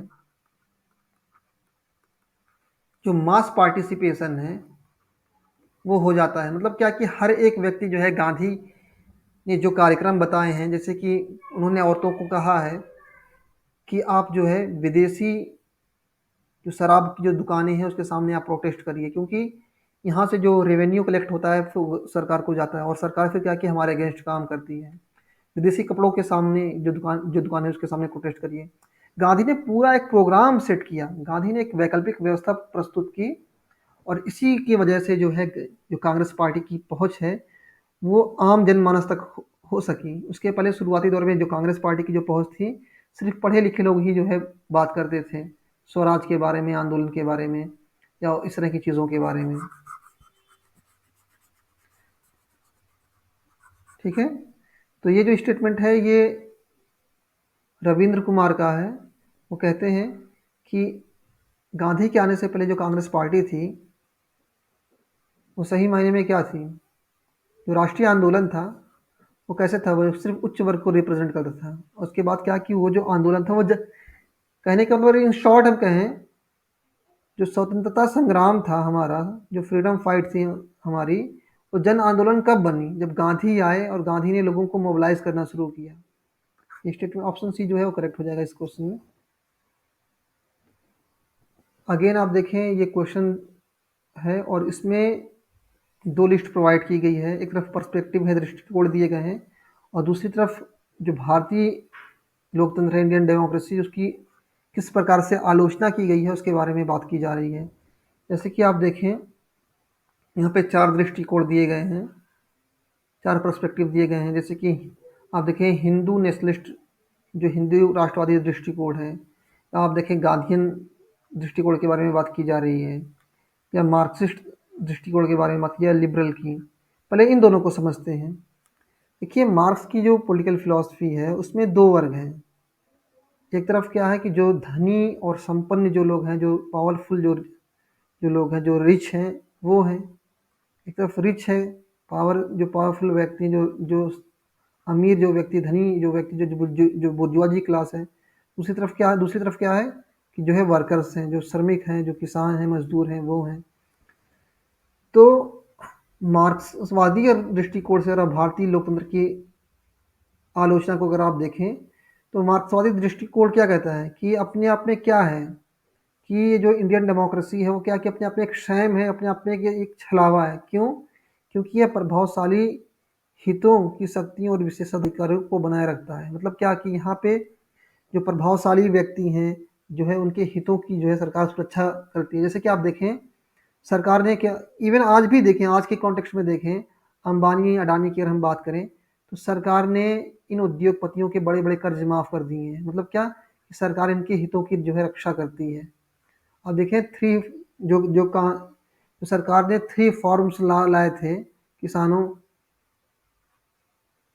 को लेकर, तो किसानों ने उसका जो है विरोध किया और बाद में सरकार को इन कानूनों को वापस लेना पड़ा। और अभी आप फिर से अभी देखें, इंडिया के अंदर फार्मर्स जो है प्रोटेस्ट कर रहे हैं। तो यहाँ पे क्या है कि इंडियन डेमोक्रेसी जो मार्क्सवादी दृष्टिकोण से जो भारतीय लोकतंत्र की आलोचना की जा रही है, उसमें ये बताने की कोशिश की जा रही है कि जो भारतीय लोकतंत्र है वो शक्तिशाली और प्रभावशाली जो व्यक्ति हैं उनके विशेष अधिकारों की, उनके प्रिविलेज की, उनके पावर की जो है सुरक्षा करता है, उसको परपेचुएट करता है। और लिबरल पॉइंट ऑफ व्यू की अगर हम बात करें, तो लिबरल डेमोक्रेसी की आप उसमें आप बात करें तो वहाँ पे क्या है, लिबरल डेमोक्रेसी की जब भी हम बात करते हैं, आप लिबरलिज्म की अगर बात करें, यहाँ पे देखिए एक वर्ड है लिबर। यहाँ पे बेसिकली यहाँ पे फ्रीडम के बारे में बात की जा रही है, स्वतंत्रता की बारे में बात की जा रही है। व्यक्ति की जो गरिमा है, जो व्यक्ति की जो गरिमा है, जो उसकी डिग्निटी है, उसके बारे में बात की जाती है।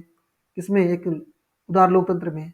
और हम देखें इंडियन जो डेमोक्रेसी, जो भारतीय लोकतंत्र है, उसकी अगर हम समीक्षा लिबरल पॉइंट ऑफ व्यू से करें, तो हम देखते हैं कि जो भारतीय लोकतंत्र है वो आज भी लोगों के को एक गरिमापूर्ण जीवन नहीं प्रदान कर सका है। आज भी आप देखें जो दलित हैं उनके साथ जो है भेदभावपूर्ण व्यवहार किया जाता है। आज भी हम देखें हमारे जो सोसाइटी है उसका जो कैरेक्टर है वो आज भी कैसा है, वो भी पैट्रियार्की आज भी डोमिनेंट है हमारी सोसाइटी में। आज भी हमारे सोसाइटी के अंदर जो है करप्शन है, जो जॉब्स हैं, रिक्रूटमेंट है, उसमें आप देखें हेरा फेरी होती है। और इसके अलावा हम देखते हैं कि पेपर लीक हो जाया करते हैं। जो व्यक्ति की जो गरिमा है उसके साथ समझौता हो रहा है यहाँ पर। ठीक है, जो जो योग्य व्यक्ति हैं उनको जो है जॉब्स नहीं मिल पा रही हैं। तो जो लिबरल डेमोक्रेसी के पॉइंट ऑफ व्यू से आप देखेंगे, डेमोक्रेसी के पॉइंट ऑफ व्यू से देखेंगे, तो भारतीय लोकतंत्र जो है असफल हो गया है। लोगों को ना तो स्वतंत्रता दे सका है, ना ही एक डिग्निफाइड लाइफ, एक गरिमामय जो जीवन है उसको दे सका है। और अगर हम बात करें Hindu nationalist point of view से, यार हिंदू राष्ट्रवादी अगर दृष्टिकोण से आप देखें, तो इंडियन डेमोक्रेसी ने क्या किया कि पाश्चात्य डेमोक्रेसी को अडॉप्ट किया है, जहाँ पे क्या है कि बहुमत को जो है, जो मेजोरिटी है उसको इम्पोर्टेंस दी जा रही है। और जो हमारे डेमोक्रेटिक वैल्यूज़ हैं, जो परंपराएं हैं, उनको महत्व नहीं देता। आप देखें सरकार और कई दफ़ा क्या है कि धार्मिक मामलों में हस्तक्षेप करती है अलग अलग तरीके से। बाज़ दफ़ा सरकार के वो हस्तक्षेप पॉजिटिव भी होते हैं, कभी कभी वो निगेटिव भी होते हैं। और इससे क्या है कि सोसाइटी में बड़े पैमाने पर क्या है कि जो हमारी ट्रेडिशंस है, जो परंपराएं हैं, चाहे वो हिंदू धर्म को लेकर के हों या मुस्लिम धर्म को लेकर के हों, सरकार उसमें हस्तक्षेप करती है। और एक तरह से सरकार ने क्या किया है कि सरकार ने जो वेस्टर्न मॉडल है उसी को अडॉप्ट किया है। और गांधी की अगर हम बात करें, गांधी पॉइंट ऑफ व्यू से अगर भारतीय लोकतंत्र की आलोचना की अगर आप बात करें, उसकी क्रिटिसिज्म करें, तो यहाँ पे हम देखते हैं कि डायरेक्ट डेमोक्रेसी के लिए इंडिया में बहुत कम स्पेस है। हालांकि अब हम बाद में देखते हैं, शुरुआती दौर में आर्टिकल 40 भारतीय संविधान के अनुच्छेद 40 में पंचायती राज व्यवस्था को जो है इंक्लूड किया गया था डीपीएसपी में, जो directive principle of the state है, राज की नीति निर्देशिका, तो उसमें इंक्लूड किया गया था। और बाद में फिर हम देखते हैं कि पंचायती राज व्यवस्था को लागू किया गया 1972-73 के आसपास में। आप देखें, सॉरी 1992 के अराउंड आप देखें।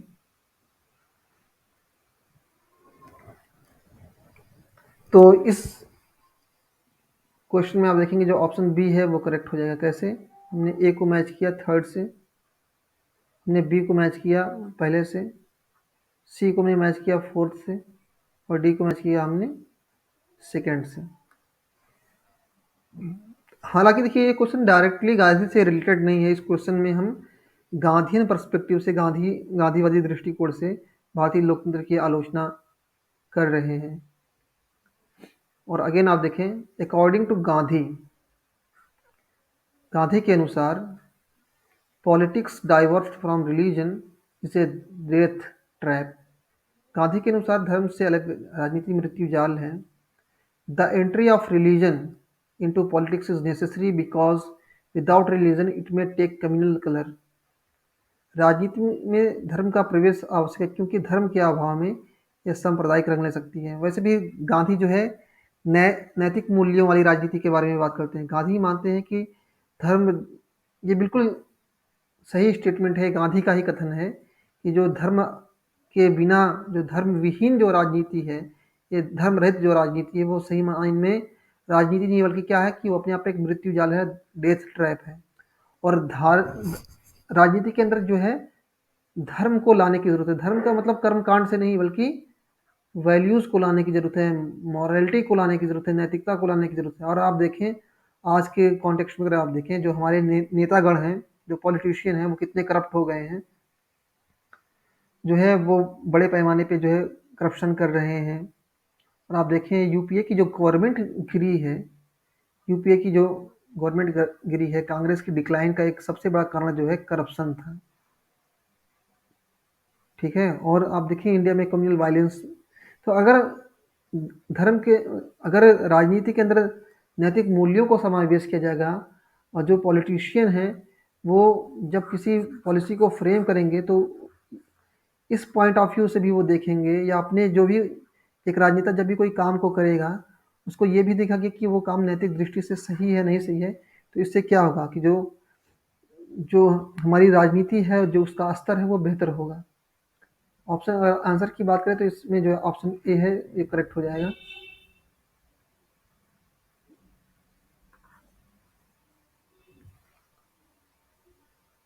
अगेन आप देखिए गांधी साध्य, देखिए क्या कि गांधी बिलीव्स, गांधी विश्वास रखते हैं, किसमें रखते हैं, गांधी किसमें विश्वास रखते हैं? गांधी जो है साध्य और साधनों की पवित्रता में विश्वास रखते हैं। वो कहते हैं कि साध्य और साधन दोनों क्या है, न्याय संगत होने चाहिए, दोनों जस्टिफाइड होने चाहिए। ऑप्शन जो इसमें डी है वो करेक्ट हो जाएगा। नेक्स्ट क्वेश्चन की बात करें, अगेन देखिए मैंने इस क्वेश्चन को ऑलरेडी हम डिस्कस कर चुके हैं। साइकोलॉजिकल स्कूल का जो कनेक्शन है वो किससे है? साइकोलॉजिकल स्कूल का कनेक्शन डैनियल लर्नर से है, नॉर्मेटिव महात्मा गांधी, स्ट्रक्चरल जो है आलमंड से, और टेक्नोलॉजिकल का डेविड एप्टर से। तो यहाँ पे ऑप्शन जो ए है वो करेक्ट हो जाएगा। इसको हम ऑलरेडी डिस्कस कर चुके हैं इस क्वेश्चन को इसी वीडियो में। अगेन आप देखें कि दिसंबर 2019 में इस क्वेश्चन को पूछा गया है। यहाँ पे गांधी, महात्मा गांधी के माध्यम से जो आश्रम, जो इंस्टीट्यूशंस इस्टेब्लिश की गई थी उसके बारे में बात की जा रही है। इसको आपको क्रोनोलॉजिकल ऑर्डर में ऑर्गेनाइज करना है, कालक्रम के अनुसार आपको व्यवस्थित करना है कि गांधी ने कब, किस समय और किस समय किस आश्रम को, किस संस्था को स्थापित किया था। तो जैसे कि आप देखें फोनिक्स सेटलमेंट की बात करें तो इसको 1904 में महात्मा गांधी ने डरबन में इस्टेब्लिश किया था। ऑप्शन बी की अगर बात करें हम, जैसे कि सॉरी, और यहाँ पे देखिए जो टॉलस्टॉय फॉर्म में गांधी ने इसको 1910 में जोहान्सबर्ग में जो है इस्टेब्लिश किया था। और कोचराब जो आश्रम है, कोचराब आश्रम, इसको गांधी ने 1915 में जो है इस्टेब्लिश किया था। और ये गांधी के द्वारा इस्टेब्लिश किया गया फर्स्ट, हम कह सकते हैं आश्रम था। ये पहला आश्रम था जिसको गांधी ने इंडिया के अंदर इस्टेब्लिश किया था। और यही आश्रम 1917 में वहाँ पे शिफ्ट कर दिया जाता है साबरमती में। साबरमती आश्रम आपने नाम सुनेगा, इसका नाम अहमदाबाद, अहमदाबाद।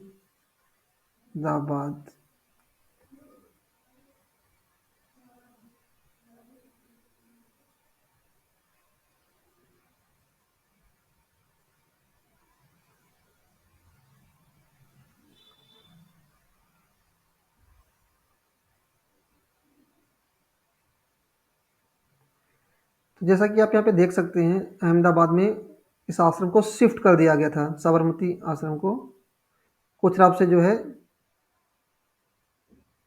और सेवाग्राम आश्रम को गांधी ने 1936 में वार्धा में इस्टेब्लिश किया गया था। तो आप देखिए 4 आश्रम हैं। फोनिक्स को गांधी ने 1904 में डरबन में इस्टेब्लिश किया था। कोचराब को महात्मा गांधी ने अहमदाबाद में इस्टेब्लिश किया था, 1910 में इस्टेब्लिश किया था। और बाद में यही आश्रम जो है साबरमती आश्रम कहलाया। इसको 1917 में साबरमती में शिफ्ट किया गया था अहमदाबाद में, और ये गांधी के द्वारा इस्टेब्लिश किया गया पहला आश्रम था।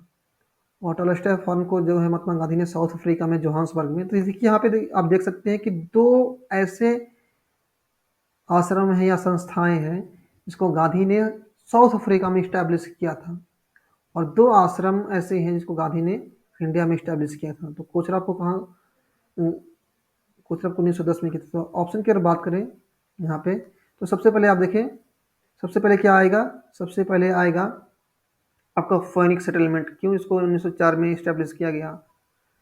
फिर आपका टॉलस्टॉय फार्म, इसको 1910 में किया गया। तो ए एंड डी कहाँ पे आ रहा है, ऑप्शन बी में आ रहा है, ए एंड डी। और फिर सेवाग्राम को 1936 में, और कोचराब को 1915 में। आपको फोकस कहाँ पे करना है, कोचराब पे करना है। ये जो कोचराब आश्रम है, कोचराब आप देख रहे हैं, कोचराब आश्रम, इस पे फोकस करना है। इसको 1915 में इस्टेब्लिश किया गया था, बाद में इसको 1917 में साबरमती में जो है शिफ्ट कर दिया गया। और अब ये आश्रम साबरमती आश्रम के नाम से ही जाना जाता है, जो कि कहाँ पर स्थित है, गुजरात में, अहमदाबाद में। कहाँ पे, गुजरात में, अहमदाबाद में स्थापित है। तो यहाँ से एक प्रश्न पूछा गया था कि गांधी ने इंडिया के अंदर जो आश्रम सबसे पहले स्थापित किया था उसका क्या नाम है, उसका नाम कोचरब है। फिर नेक्स्ट क्वेश्चन की बात करें, इसे जून 2021 में पूछा गया है। इस क्वेश्चन में आप देख सकते हैं कि कुछ घटनाएं हैं, उसको आपको ऑर्गेनाइज करना है। मैंने डेट मेंशन कर दी है। जैसे कि कम्युनल अवार्ड की बात करें तो ये 1632 में आया था। इसको कौन लेकर के आया था, रैमजे मैकडोनाल्ड जो हैं, जो ब्रिटेन के प्रधानमंत्री थे, वो लेकर के आए थे। और इसमें क्या था कि इसमें दलितों को पृथक निर्वाचक मंडल, सेपरेट इलेक्टोरेट देने की बात की गई थी। साइमन कमीशन की हम बात करें, साइमन कमीशन कब आया था इंडिया में, 1927 में आया था। और क्यों आया था कि ये जो 1919 में गवर्नमेंट ऑफ इंडिया एक्ट सरकार लाई थी, गवर्नमेंट ऑफ इंडिया एक्ट, इसकी समीक्षा करने के लिए, इसका मूल्यांकन करने के लिए, इसको रिवैल्यूएट करने के लिए कि इसकी परफॉर्मेंस कैसी रही है। और राउंड टेबल कॉन्फ्रेंस की हम बात करें, फर्स्ट राउंड टेबल कॉन्फ्रेंस ये कब हुआ था, 1930-31 में हुआ था। और इसके बाद हम बात करें गांधी ऋण पैक्ट हुआ था 5 मार्च 1931 को। तो आप देखें यहाँ पे सबसे पहले कौन सी घटना हुई थी। यहाँ पे सबसे पहले हम देखते हैं कि साइमन कमीशन आया था। तो ऑप्शन की अगर हम बात करें, यहाँ पे ऑप्शन जो बी है वो करेक्ट हो जाएगा। कैसे, सबसे पहले क्या आ रहा है, सबसे पहले ऑप्शन बी साइमन कमीशन। तो देखिए सबसे पहले बी, उसके बाद फिर सी, डी एंड ए। देखिए ना आप यहाँ पे पहले बी,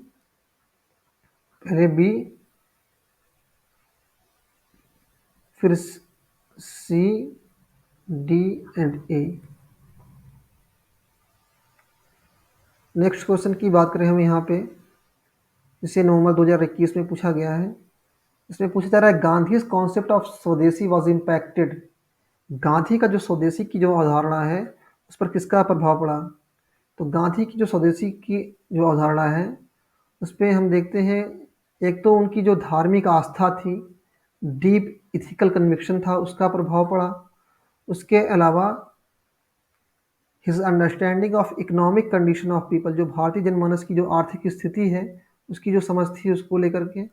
और तीसरा जो है influence of Ruskin unto the last.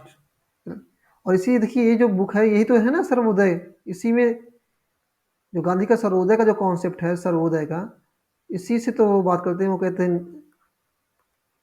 कहते हैं कि एक नाई के और एक वकील के जो काम है उनका जो महत्व है वो एक जैसा है। वो मैनुअल लेबर के इंपॉर्टेंस के बारे में वो बात करते हैं। और गांधी का जो स्वदेशी का कॉन्सेप्ट है इसी वजह से, इन्हीं सबसे इंस्पायर है।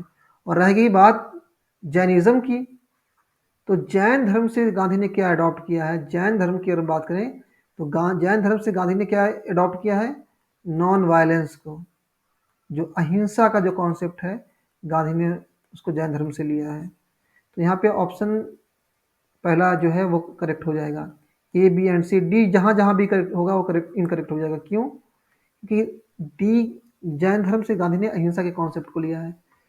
नेक्स्ट क्वेश्चन की बात करें, इससे पूछा गया है नवंबर 2021 में, और आपको यहाँ पे क्या करना है कि आपको असेंडिंग ऑर्डर में या क्रोनोलॉजिकल ऑर्डर में जो घटनाएं हैं उसको आपको व्यवस्थित करना है। जैसा कि आप देखें साबरमती आश्रम की बात करें तो सही मायने में ये आश्रम तो 1915 में ही इस्टेब्लिश किया गया था, और बाद में फिर इसको कहाँ पे था ये आश्रम, ये कोचरब में था। पहले ये आश्रम कोचरब में था, 1915 में इस्टेब्लिश किया था, और बाद में इसको जो है अहमदाबाद में साबरमती इसको इस्टेब्लिश कर दिया गया था। ठीक। चंपारण सत्याग्रह की बात करें तो गांधी ने इसको 1917 में लॉन्च किया था। नॉन कोऑपरेशन मूवमेंट की अगर हम बात करें, असहयोग आंदोलन की, तो गांधी ने इसको कब लॉन्च किया था? 1920 में। और सिविल डिसओबीडियंस मूवमेंट यानी सविनय अवज्ञा आंदोलन की बात करें तो गांधी ने इसको कब लॉन्च किया था? 1930 में। ये तो थोड़ा इजी क्वेश्चन है। तो यहाँ पे आप देखें, नीचे से आप देखेंगे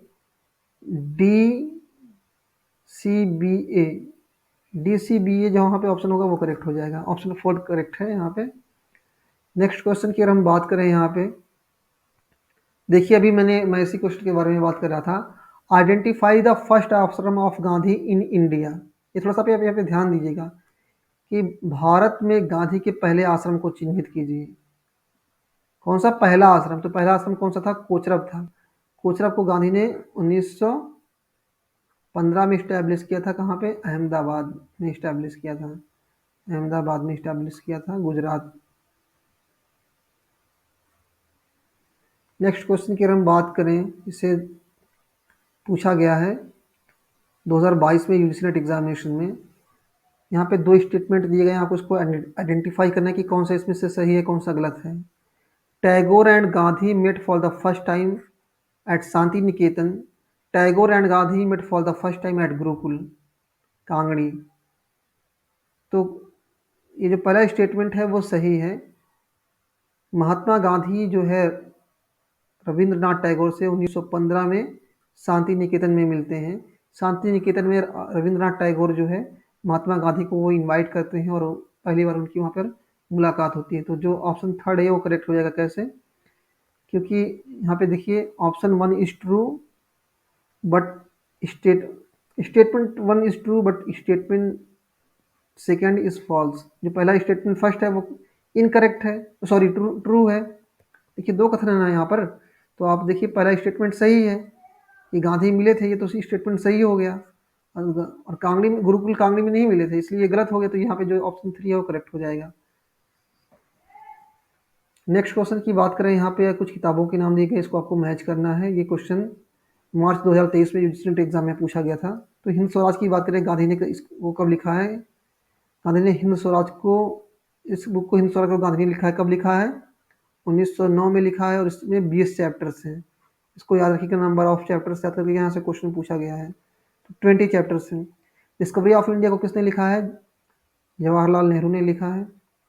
गीता रहस्य को किसने लिखा है? बाल गंगाधर तिलक ने।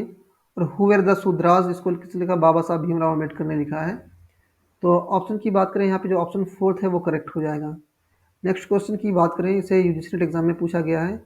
अकॉर्डिंग टू गांधी, गांधी के अनुसार, तो मैंने आपको बताया कि गांधी साध्य और साधन की पवित्रता के बारे में बात करते हैं। वो ये मानते हैं कि जो आपका जो उद्देश्य है, जो टारगेट, जो ऑब्जेक्टिव है, और उसको हासिल करने के लिए जो तरीके हैं, दोनों आपस में इंटर रिलेटेड हैं। और दोनों कैसे होने चाहिए?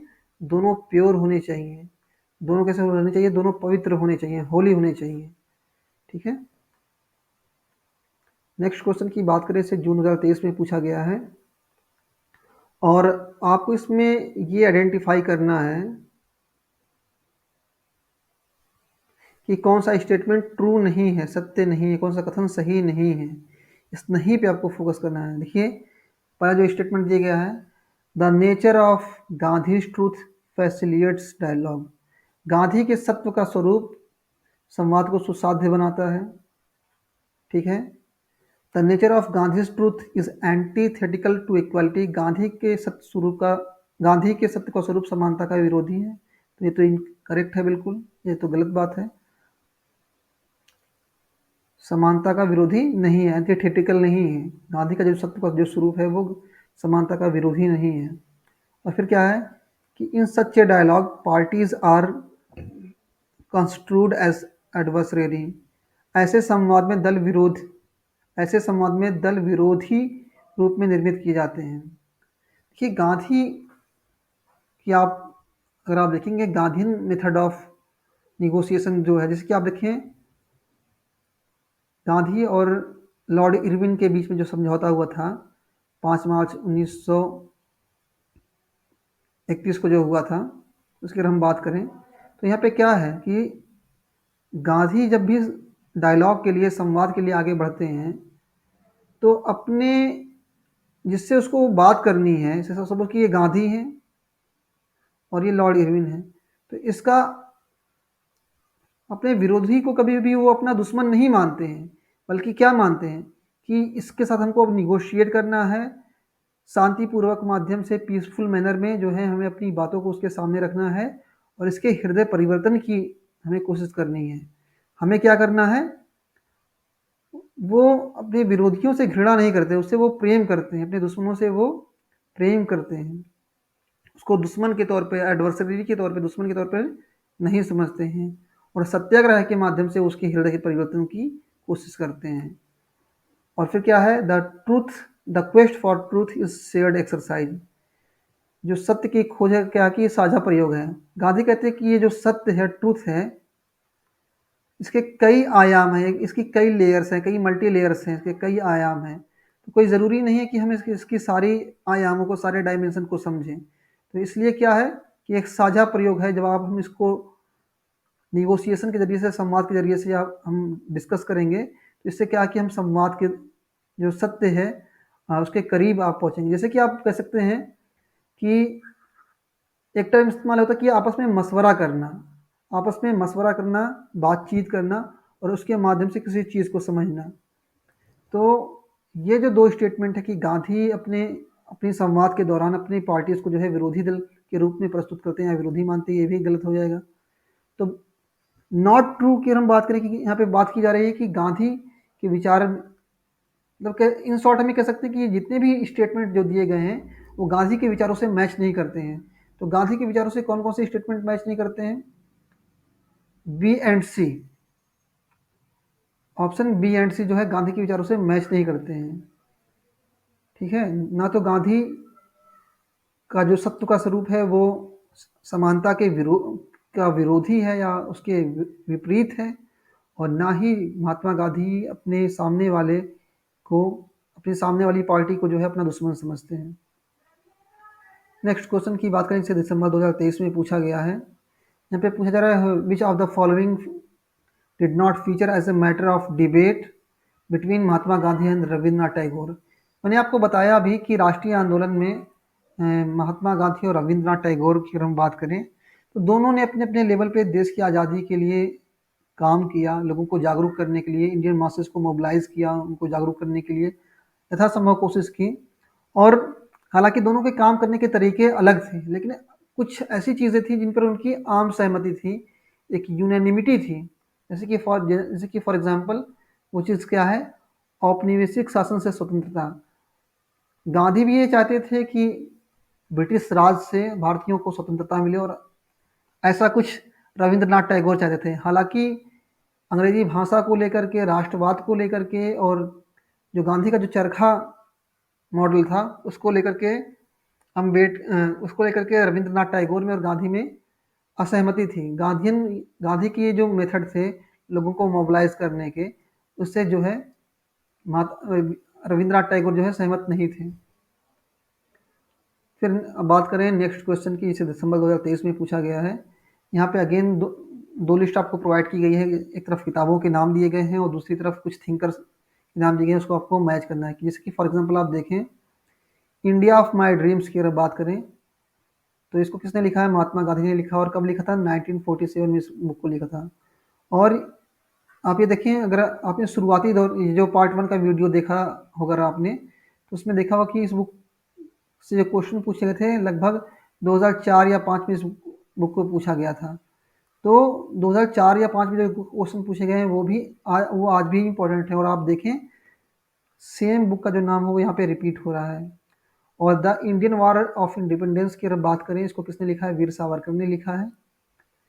ए plea for the reconstruction of Indian polity की अगर बात करें हम, तो इसको लिखा है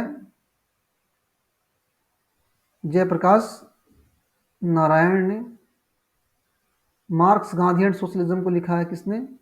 राम मनोहर लोहिया ने। तो यहाँ पे जो ऑप्शन की अगर हम बात करें, यहाँ पे ऑप्शन जो सेकंड है वो करेक्ट हो जाएगा। कैसे? हमने ए को मैच किया फोर्थ से, डी को मैच किया हमने सेकंड से, सॉरी हाँ डी को हमने मैच किया सेकंड से, और बी को इंडिया ऑफ माई ड्रीम से, बी को मैच किया हमने थर्ड से। नेक्स्ट क्वेश्चन की अगर हम बात करें यहाँ पे, इसे दिसंबर 2023 में पूछा गया शिफ्ट 1 में। विच of the following aspect of Gandhi's theory of Satyagraha can help in the process of dialogue in plural society threatened by mutual distrust? Gandhi के सत्याग्रह के सिद्धांत निम्नलिखित में से कौन से पहलू आपसी विश्वास से ग्रस्त बहुल समाजों में संवाद की प्रक्रिया में सहायक होते हैं? जैसे कि आप देखें, जो इंडियन सोसाइटी एक बहुल समाज है, उसमें अलग अलग धर्मों के मानने वाले हैं, हिंदू हैं, मुस्लिम हैं, सिख ईसाई हैं, जैन हैं, बौद्धिस्ट हैं, पारसी हैं, सभी अन्य धर्मों को मानने वाले हैं। ठीक है। और कभी कभी हम देखते हैं कि इन धर्मों के जो लोग हैं, इन कुछ कुछ मुद्दों पर, कुछ कुछ बातों को लेकर के इनके बीच में असहमति होती है या फिर अविश्वास होता है।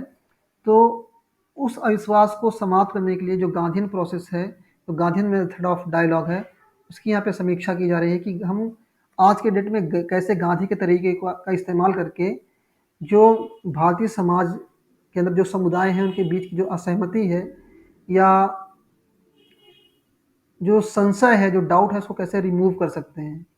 जैसे कि आप देखें क्या लिखा है, संवाद की पूर्व शर्तों पर ध्यान देने से भागीदारों का नैतिक दृष्टिकोण स्थापित करने में मदद मिलती है।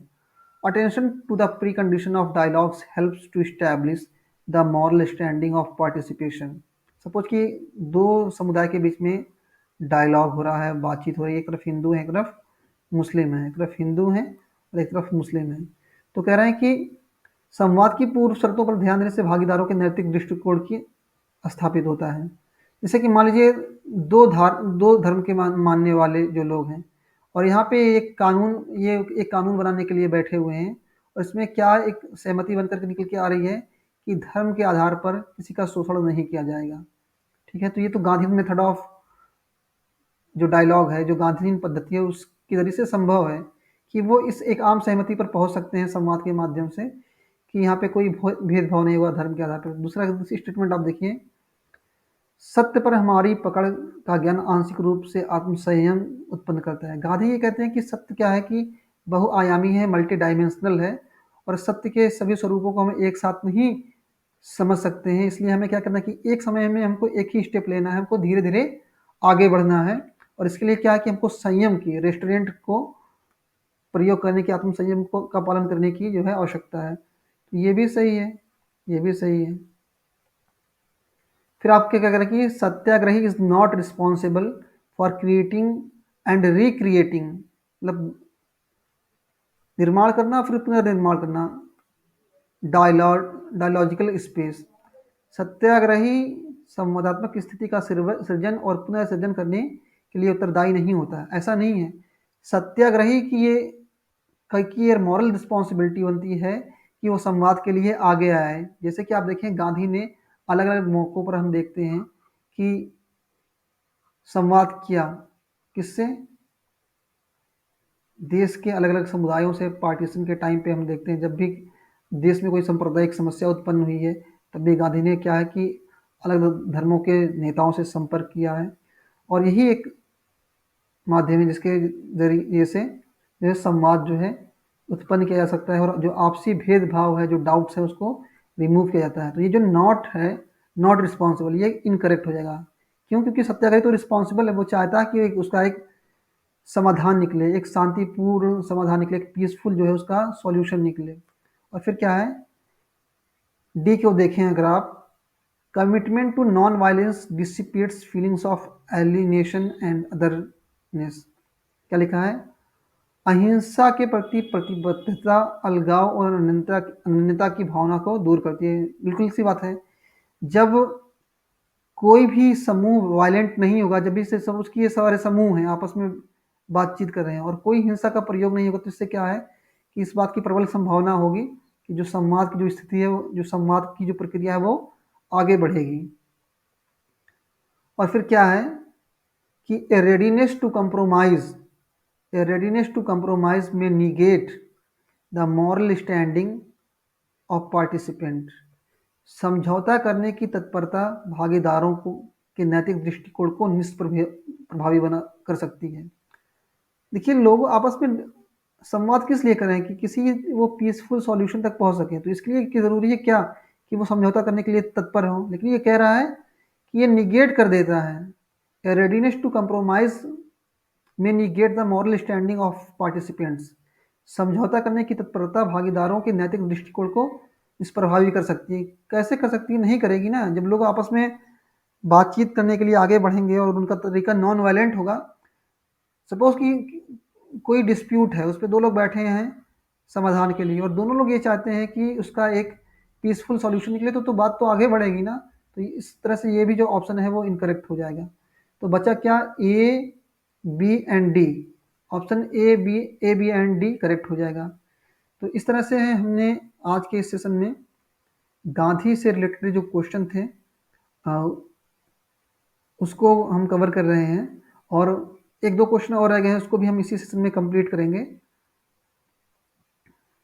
वैसे ये सेशन काफ़ी लंबा होता जा रहा है, लगभग 1.5 घंटे का ये सेशन हो रहा है। 3 क्वेश्चन और रह जा रहे हैं, आइए हम इसको फिनिश करते हैं। जैसे कि यहाँ पे बात हो रही है find out the books written by Mahatma Gandhi. तो गांधी की कौन कौन सी किताबें? हिंद स्वराज हैं और कंस्ट्रक्टिव प्रोग्राम, ये 2 किताबें हैं जिसको गांधी ने लिखा है। वाई सोशलिज्म को जो है आप जानते हैं जयप्रकाश नारायण ने लिखा है, और इंडिया स्ट्रगल फॉर इंडिपेंडेंस को सवर्ण करने की। तो गांधी की 2 किताबें हैं, B and E. Option B and E correct हो जाएगा। नेक्स्ट क्वेश्चन की हम बात करें यहाँ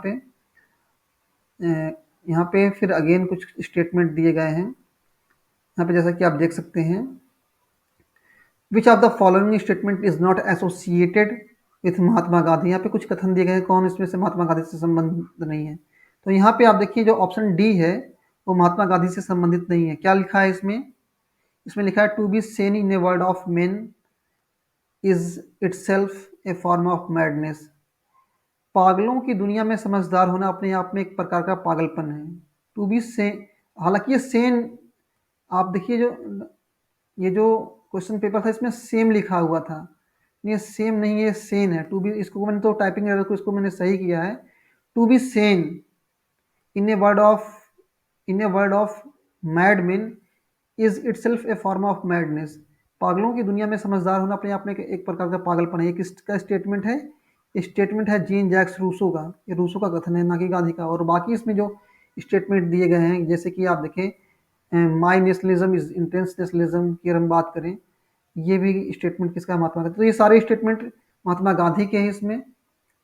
बाकी जो ऑप्शन डी है वो किसका है? रूसो का है। To be sane in a world of man, to be sane in a world of madman is itself is a form of madness, ये रूसो का स्टेटमेंट है। और अगले क्वेश्चन की बात करें, इस सेशन का जो आखिरी क्वेश्चन है इसमें हम देखें क्या लिखा गया है। Ahimsa was complementary to Gandhi's model of conflict resolution. Ahimsa Gandhi के द्वंद्वात्मक मॉडल की अनुपूरक थी, कम्प्लीमेंट्री थी। That was certainly the most original and creative model of social change and political action, जो अपने आप में निश्चित रूप से सामाजिक परिवर्तन और राजनीतिक कार्रवाई का एक ओरिजिनल कह सकते हैं और कंस्ट्रक्टिव मॉडल था। फिर क्या है? This was a theory of politics that gradually become dominant ideology of national political movement in which Gandhi reigned supreme. यह राजनीतिक सिद्धांत धीरे धीरे राष्ट्रीय राजनीतिक आंदोलन की एक प्रमुख विचारधारा बन गया। इस क्वेश्चन की अगर हम बात करें तो हम देखते हैं कि गांधी के राजनीतिक दर्शन में, उनके चिंतन में, जिस तरह से वो किसी भी समस्या के समाधान के लिए आगे बढ़ते हैं तो वो अहिंसा का प्रयोग करते हैं, और अहिंसा का प्रयोग करके अपने जो है वो अल्टरनेटिव तरीके विकसित करते हैं महात्मा गांधी, और उसके माध्यम से क्या है कि वो सामाजिक परिवर्तन को लाने की कोशिश करते हैं, राजनीतिक कार्रवाई को अपनी आगे बढ़ाते हैं। और अपने आप में क्या था ये कि उस समय अपने आप में गांधी के टाइम में 1920 के आसपास में ये अपने अपने आप में एक ओरिजिनल फॉर्म था। क्यों? क्योंकि या तो लोग पिटीशन देते थे, याचिका प्रस्तुत करते थे, या तो फिर लोग हिंसा का वायलेंस का इस्तेमाल कर सकते थे। गांधी ने क्या किया कि पीसफुल तरीके से जो है उन्होंने अपने मूवमेंट को आगे बढ़ाया सत्याग्रह करते हुए। और बाद में फिर हम देखते हैं कि गांधी की यही आइडियोलॉजी जो है पूरे इंडियन नेशनल मूवमेंट में सबसे पावरफुल रही, सबसे डोमिनेंट रही। यहाँ पे जो ऑप्शन ए है वो करेक्ट हो जाएगा। तो गाइस हमने इस तरह से गांधी से रिलेटेड जो भी क्वेश्चन है वो सारे क्वेश्चन को हमने कवर कर लिया है। आई होप आपको ये सेशन पसंद आएगा। Thank you so much.